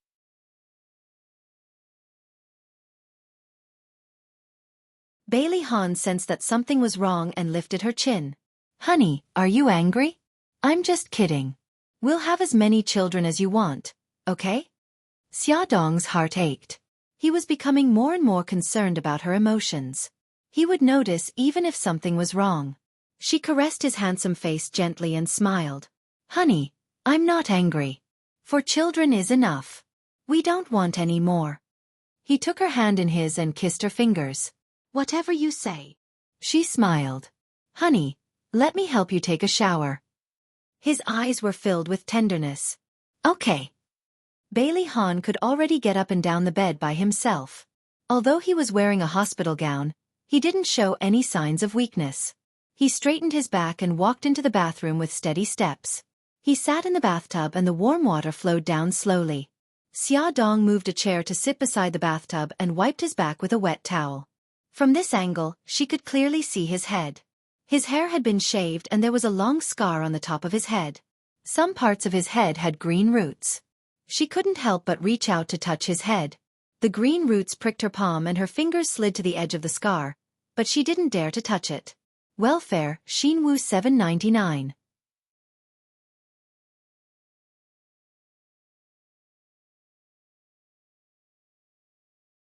Chapter 257. Bailey Han chuckled. Do I look ugly right now? Not ugly, very handsome. It's the most handsome hairstyle I've ever seen. Xiaodong's eyes were filled with tears. Bailey Han smiled happily. My wife really knows how to talk. Xiaodong blinked and her tears fell into the bathtub. His back was facing her, so he didn't see it. She retracted her fingers and asked with heartache, Hubby, does it still hurt? It doesn't hurt anymore. Bailey Han suddenly turned his head and found that her face was covered in tears. His heart immediately ached and he reached out his arms to hug her. Silly girl, it doesn't hurt at all. Don't cry. Xiaodong bit her lips and her tears fell. She would never forget the fear in her heart when he was shot. How could it not hurt with such a long scar? Don't cry, good girl. Bailey Han held her face and lowered his head to kiss her, gently kissing away the tears on her face. This kiss that was full of tenderness and sweetness slowly changed. His lips slid to her neck and then slowly down. His palms entered from the hem of her clothes and caressed her body. Her skin was soft and smooth, just like the finest silk, making him unable to put it down. Xiaodong leaned her head on his chest. Her heart was soft, like cotton candy. He kissed her forehead and carried her out of the bathtub. He wanted to send her back to the ward, but she nervously grabbed his arm. Hubby, your injury. He looked at her with a smile. It's all right now. I'll carry you to the bed. Bailey Han carried her back to the bed and the two fell asleep in each other's arms. In the basement of Castle Eunice, the torture had just begun. This basement was originally a torture room. There were all kinds of torture instruments inside, as well as the disgusting smell of blood mixed with rot. Wild Wolf and Firefox were tied to the electric chair by iron shackles. They were like lambs waiting to be slaughtered, waiting for the god of death to come. Bei Tangshen slowly walked down the stone steps. His tall and straight body looked even taller under the dim light. His handsome face had a cold expression, and his eyes were like sharp swords as he stared at Wild Wolf and Hua Fox. He said coldly, If you cooperate, I will consider leaving your corpses intact. Wild Wolf snorted, I'm going to die anyway. Why should I be afraid? Mika Kito said eerily, Even if you die, you still have your family. Do you want your family to accompany you to hell? Wolf laughed as if he had heard something funny. My family has already been moved to a safe place by my godfather. Mika Kito, you can't threaten me. Really? Since you're not afraid of death, then give it a try. Let's see if I have a way to make your life worse than death. Mika Kito waved his hand casually. Jiang Dao, who was standing behind him, suddenly stepped forward and stood in front of Wolf.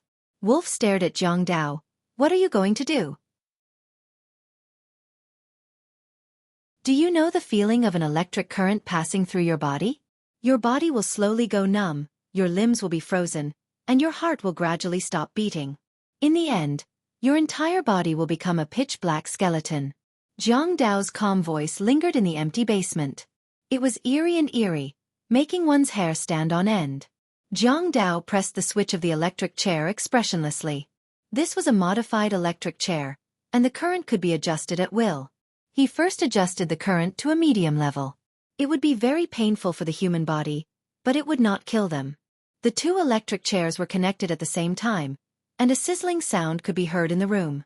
Wolf and Firefox restrained themselves at first, clenching their teeth and not moaning. But in the end, the electric current kept increasing, and they couldn't bear it anymore. They howled in pain. The two of them struggled hard, trying to escape from the electric chair, but their hands and feet were firmly tied. They couldn't escape at all. Their painful howls were very shrill. Their bodies were even emitting white smoke, and their clothes were burning. The smell of burnt meat filled the air, and their bodies were being roasted at a speed visible to the naked eye. They were like mutton skewers that were being roasted on a street stove. It hurts. Wolf and Firefox had begun to roll their eyes, and their bodies were trembling violently as if they were about to suffocate. Jiang Dao suddenly adjusted the electric current to the minimum and said coldly, How many layers does Godfather have? How can we find him? The trembling of their bodies lessened, and they could barely breathe. Wolf raised his head, sweating, and stared at Jiang Dao with eyes full of hatred. Kill me! Jiang Dao sneered. It's boring to kill you. I haven't had enough fun yet. He suddenly turned his head and looked at Firefox, who was gasping for breath. What about you? You don't want to talk? Firefox lowered her head in embarrassment, and her clothes were soaked with sweat. She gritted her teeth and said, "Kill me or cut me up as you wish." Jiang Dao clapped his hands. "So you two are tough guys. Don't worry, I won't let you down." He waved his hand, and his men pushed a small cart from a distance to Jiang Dao. The cart was covered with a white cloth. Jiang Dao suddenly tore off the white cloth and threw it on the ground.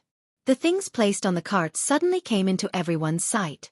Chisels, hammers, daggers, scissors, scalpels, iron hooks, and other tools were placed side by side on the stainless steel plate. The surface of these tools was mottled with a layer of dark red, and it was impossible to tell whether it was rust or blood. Seeing these things, it was not difficult to imagine what kind of torture was waiting for them. Wolf and Firefox, who were already badly mutilated, could not help but shudder. However, since they were going to die anyway, they just had to grit their teeth and hold on, and then they would get through it. The same thought came to their minds. Jiang Dao slowly put on a pair of rubber gloves and said to himself, "I don't like to stain my hands with blood." After putting on the gloves, he put on a rubber apron, picked up a chisel and a hammer from the cart, and slowly walked to Wolf.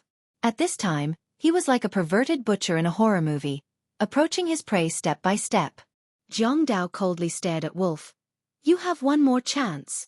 Wolf clenched his fists tightly and used silence to express his attitude. Jiang Dao pursed his lips and sneered. "Wild Wolf, do you want to know what your brain tastes like after it's fried?" At the same time, a man in a chef's uniform pushed a dining cart into the basement. There was an induction cooker on the dining cart, and there was a frying pan on the stove. The chef acted as if he didn't see anything. He calmly turned on the induction cooker and poured cooking oil into the frying pan. Wolf's body stiffened, and Firefox's eyes were filled with fear. "You'll know soon enough." Jiang Dao's lips curved into a sinister smile. He picked up the chisel with his left hand and put it on Wolf's head. The sharp part of the chisel was close to Wolf's scalp. He held the hammer in his right hand and hit the chisel hard. "Ah!" Wolf howled in pain. Blood flowed down from his forehead and dripped on the floor. He was in so much pain that he struggled violently, wishing he could bite off his tongue. However, before he could carry out his plan, a bodyguard rushed over and stuffed a pair of braces into his mouth, making him beg for death. Firefox trembled all over. Seeing Wolf's situation, she thought of her own fate and almost fainted. Bang! Jiang Dao hit the chisel again, and the chisel drilled into Wolf's skull. He said coldly, "Now I've opened your skull. Next, I'll cut off your skin with a scalpel, cut off a part of your brain, and fry it in the pan." The wild wolf let out a shrill scream as his body struggled violently. The scalpel cut open his scalp bit by bit, just like a watermelon that had its stem twisted open. The scalp on the top of his head was also twisted open by the scalpel, revealing a white, tofu-like thing. Mika Keto was sitting in a chair 20 or 30 meters away from them like a high and mighty emperor. She looked at this cruel and bloody scene calmly without blinking her eyes. Wolf rolled his eyes. Every time he was about to faint, someone would inject him with medicine to keep him awake and suffer inhumane torture. Welfare, Xinwu 799.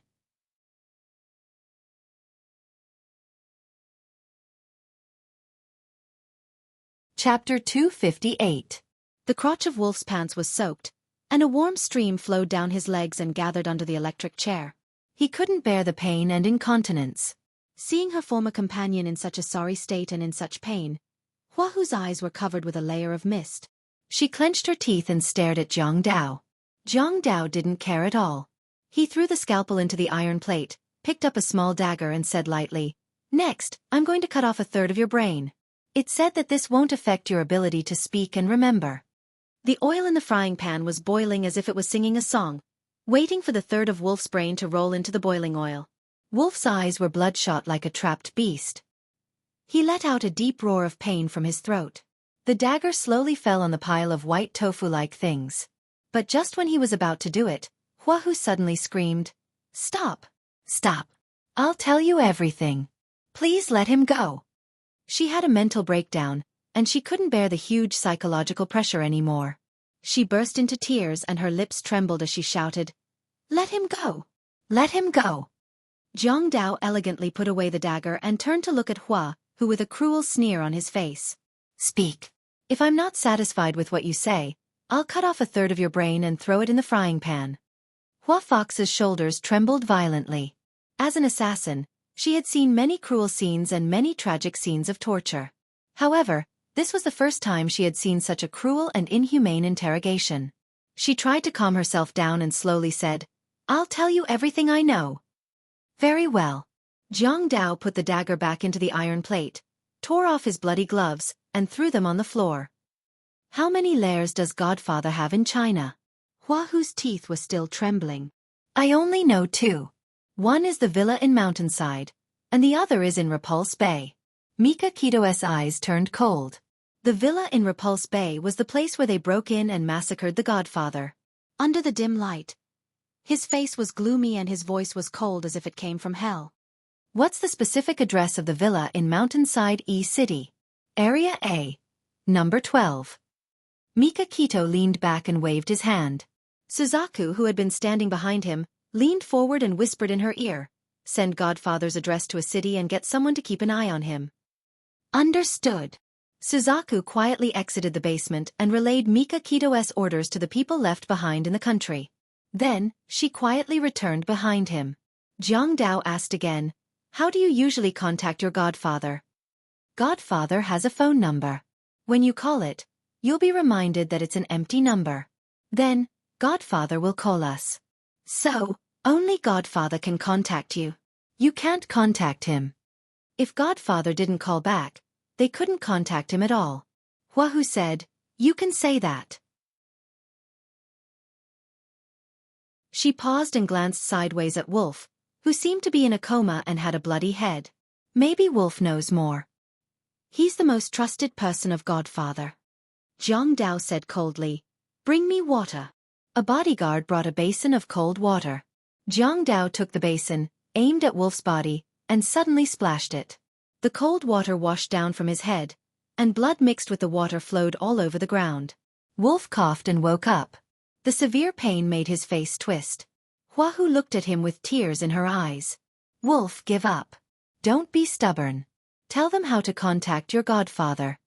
Wild Wolf was already on the verge of death. Jiang Dao's torture game had pushed him to the brink of death. His spirit was on the verge of collapse. Blood was dripping down from his forehead. He opened his mouth and gasped heavily, like a dried fish. "Wolf, give up." Hua Hu's tears fell like rain. The light in Wolf's eyes gradually faded. His whole body was controlled by the pain, and he had no other feelings. He was like a puppet, gradually losing his mind. Jiang Dao looked at him coldly. "How do you usually contact Godfather?" Wolf answered mechanically, "Call his private phone." "What's his private phone number?" Wolf casually reported a string of numbers, and the bodyguard quickly wrote it down. "Where else does Godfather live except for the villas in Mountainside E City and Repulse Bay?" Wolf seemed to be hypnotized and answered blankly. "There's a villa in the Bailey's Tsong Mountain in the suburbs of the city. Su Yunqian was tied up there last time." "What else?" "That's all I know." Mika Kito raised her hand, and Jiang Dao temporarily stopped asking questions. Mika Kito asked in a low voice, "Godfather kidnapped Su Yunqian, right?" Wolf answered blankly, "Yes. Godfather originally negotiated with Su Yunqian to deal with Xiaodong and Mika Kito together. They pretended to kidnap and rape her, but Godfather hid something. In fact, he killed 3 birds with 1 stone. He also used Su Yunqian." Mika Kito's eyes darkened. "Is there any evidence?" "Yes. Godfather originally planned to kick Su Yunqian out of the picture and expose her in front of everyone. But things changed. Xiaodong left China, so Godfather didn't expose the evidence for the time being." "Where's the evidence?" "It's on my computer. Godfather asked me to take care of it. I'll release it to the public at the right time." "Where's your computer now?" "In a hotel." "Which hotel? What's your room number?" Wild Wolf was like a puppet controlled by someone. He asked and answered, and told everything he knew. Unfortunately, the Godfather was very cautious. Even if it was someone he trusted, he still did not reveal a lot of important information to Wild Wolf. Beitang Shen sent someone to Wild Wolf's hotel to retrieve his laptop. He opened the folder and found the evidence that Wild Wolf had mentioned. It was a video, and it looked like it was secretly taken. In the video, Su Yunqian was sitting with a man in a black trench coat. Su Yunqian was facing the camera, and the man's back was facing the camera. She couldn't see his face clearly. But Mika Kito guessed that the man was Godfather.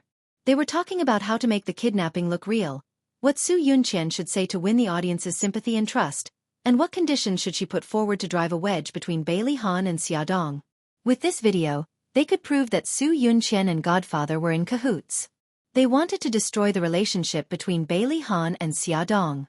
Unfortunately, the video was shot very skillfully and did not reveal the Godfather's appearance at all. His voice was also specially processed and could not be distinguished. Therefore, even if it was released to the public, everyone could only recognize Su Yunqian and reflexively put all their attention on her. Bai Tangshen asked Zhang Dao to copy the video into the USB flash drive. Then, he opened other hidden files on the computer and found other evidence of his Godfather and Wild Wolf's crimes. His Godfather had sent Wild Wolf to kidnap and assassinate people several times, and Wild Wolf had written down every plan clearly and saved the photos of the crime scenes. Zhang Dao also copied all these things to the USB flash drive. One day, these things would be used to bring down Godfather. It was already midnight. Hua Hu raised his head and looked at Bai Tangshen. Since you've already gotten what you want, give us a quick death. Mika Kito raised her hand to signal Zhang Dao. Zhang Dao took out a pistol from his waist and pointed it at Wolf's forehead. Wolf stared at the muzzle blankly and didn't react. Bang! With a gunshot, a bullet went through the middle of the wolf's forehead. Blood came out and sprayed everywhere. Wolf's body slumped on the electric chair. She glanced at the wolf before slowly closing her eyes. She knew that the god of death was about to descend upon her. Bang! Another gunshot was heard. Firefox also slumped on the electric chair. The entire basement was filled with a strong stench of blood. Then, there was a dead silence. Let's go. Mika Kito suddenly stood up. He didn't even frown in the face of the bloody basement. He walked out expressionlessly. Suzaku followed behind him. They walked out of the basement and walked up the stairs. When they reached the top of the castle, Suzaku exhaled slowly. Frankly speaking, her stomach was still feeling a little uncomfortable. Mika Kito walked in front and she followed behind unhurriedly. When they reached the balcony, he suddenly turned around and stared at her expressionlessly. His thin lips moved and he said coldly, "How do you feel?" Suzaku frowned. "It's disgusting." There was a scrutinizing look in his eyes. "They used to be your companions." Suzaku said impassively, "You don't have to test me. We can't be considered companions. We've only met once. I can only express my sympathy for what they've been through. That's all. Don't you think it's cruel?" Mika Kito's sharp gaze was fixated on her eyes, as though he wanted to see through her organs. "Cruel?" Suzaku sneered. "If you're kind to your enemy, you're being cruel to yourself. Although I don't agree with your methods, I acknowledge your ruthlessness. You don't have to worry that I'll be unfaithful to you because of this." Mika Kito pursed his lips. He realized that this woman was more cold-blooded than he had imagined. She was able to analyze the pros and cons of the matter clearly. Suzaku met his gaze quietly and said calmly, "How long are we going to stand here for? If there's nothing else, I'd like to go back and rest." Mika Kito suddenly remembered that she had pretended to be kidnapped yesterday. She must not have had a good rest last night. She had been in a state of high tension during the day, and hadn't had a chance to rest until now. Even a man would feel a little overwhelmed, let alone a woman. For the first time, he treated her as a woman. Attention, Hongcha 866.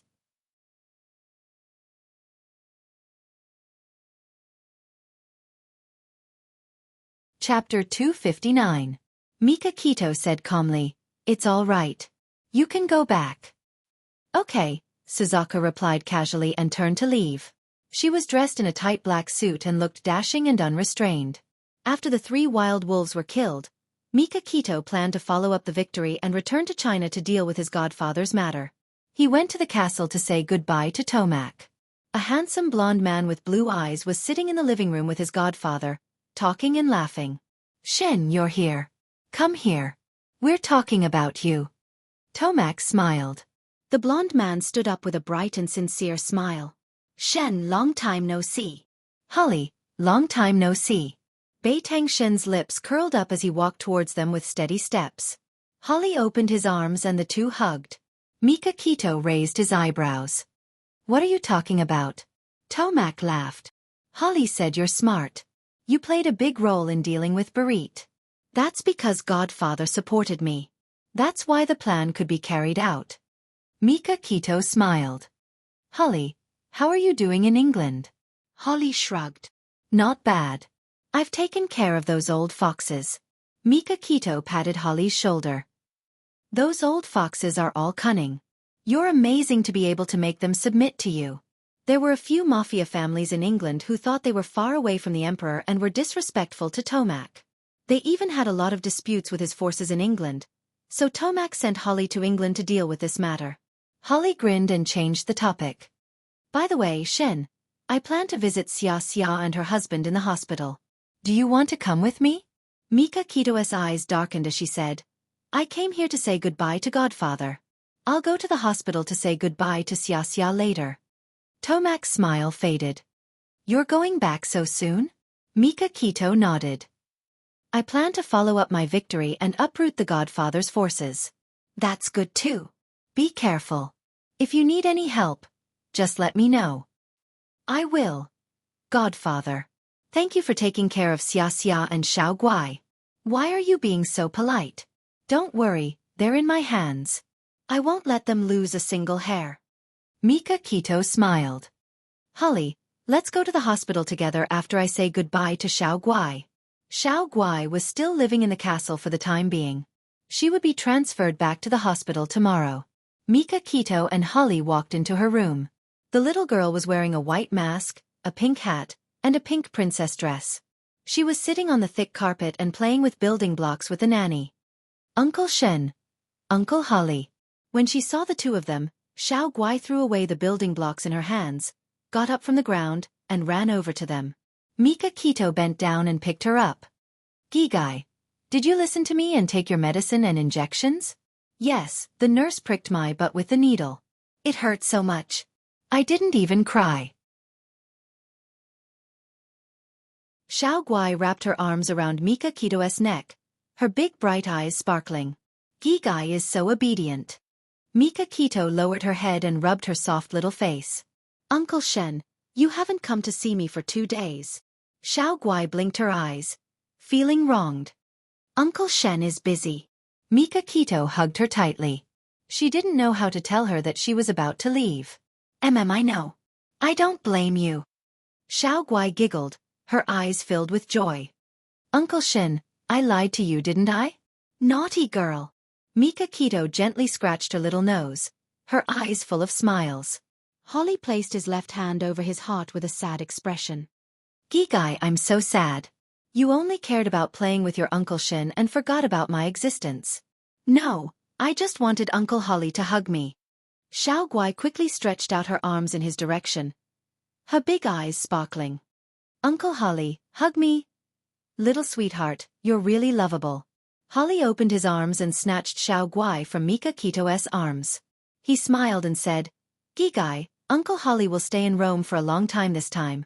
I'll accompany you every day. Okay?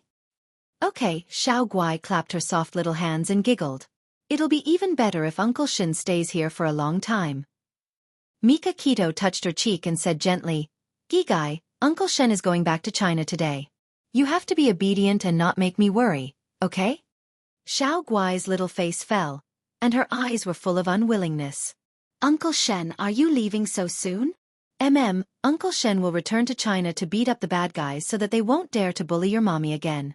Xiao Guai nodded heavily, her eyes serious. Okay, Uncle Shen, I support you. You must beat the bad guys to a pulp. Humph. The little girl's expression was really cute. Holly couldn't help but pinch her little face and say with a smile, It'll be great if I have such a cute daughter in the future. Mika Kito couldn't help but laugh. Then you have to find a wife quickly. Holly raised his eyebrows. Who said that I have to have children with my wife? Mika Kito shook her head and patted him on the shoulder. She didn't comment on his debauched private life. Xiao Guai puffed up her cheeks and suddenly said, Illegitimate children are very pitiful. Holly and Mika Kito were stunned at the same time and stared at her. Her eyes lit up and she said softly, "My brother and I have been called illegitimate children before."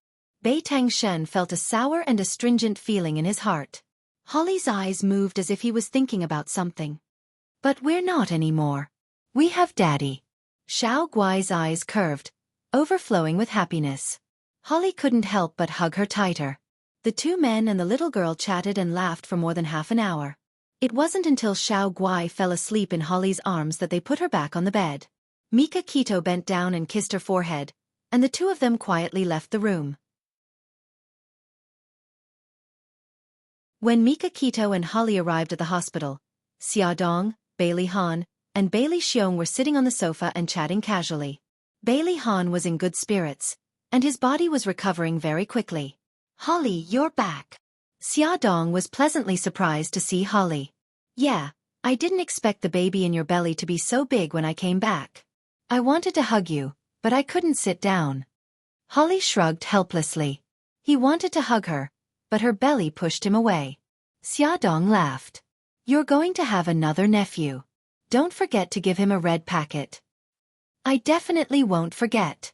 Xia Dong and Holly chatted at the side. Bailey Han reached out his hand and looked at Mika Kito sincerely. "Thank you for taking care of Xia all this time." Mika Kito paused and reached out to shake his hand. "You didn't let me down either."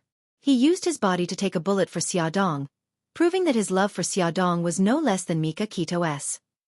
"But," Mika Kito pursed his lips and said coldly, "if you do something wrong to Xia one day, I will take her away." Bailey Han looked into his eyes calmly. "I won't give you a chance." Mika Kito pursed his lips. "I'll wait and see." Then, Mika Kito explained why he came. Although Xia Dong couldn't bear to part with him, she didn't ask him to stay. She knew that he came back to China to deal with her godfather. Coincidentally, Bailey Han was also coming back to China, so the two of them could travel together. At noon, everyone had lunch at an elegant restaurant near the hospital. Then, Xia Dong and Bailey Han watched them get into the car and drive to the airport. "It's just the two of us again." Xia Dong looked at the car in the distance and suddenly felt empty. Bailey Han put his arm around Xia Dong's waist. "Honey, don't be sad.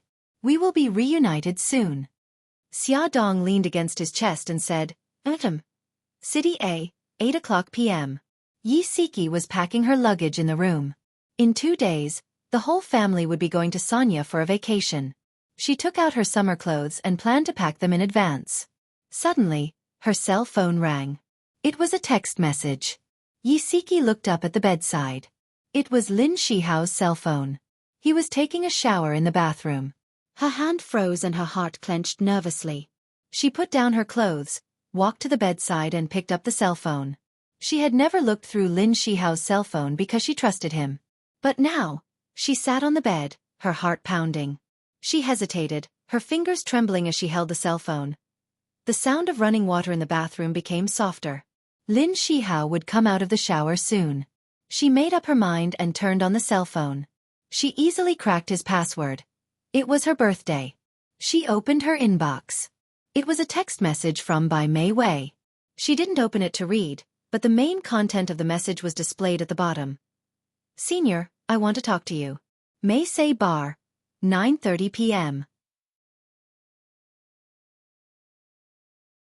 Be there or be square." Yi Siki's fingers suddenly clenched. She felt very conflicted. She looked through the other messages but couldn't find any more from Bai Mei Wei. She didn't know if she really didn't send any messages or if Lin Shihao had deleted the messages. The sound of running water stopped. Yi Siki quickly put the cell phone back on the bedside table. Lin Shihao walked out of the bathroom in a bathrobe. He held a towel in his hand and wiped his hair as he said, "Honey, are you done packing?" "I'm almost done." Yi Siki put the clothes into the suitcase and tried to make her voice sound calm. "I heard your cell phone ring just now. Check if someone sent you a text message." "Oh, okay." Lin Shihao took the cell phone. Yi Siki pretended to pack the luggage and secretly glanced at him. She saw his expression change after he turned on his cell phone. She quickly retracted her gaze and zipped up the suitcase. She smiled and asked, "Who's looking for you?" Lin Shihao deleted the text message. He paused and said, "It's little Wang. He's heartbroken and in a bad mood." He's at May Say Bar and wants me to go over and have a drink with him. Yi Siki felt as if she had been splashed with a bucket of cold water. Her heart felt cold. Welfare, Song Shu 566. You're tuning in to the Xiaofan's Wuxia Tales YouTube channel.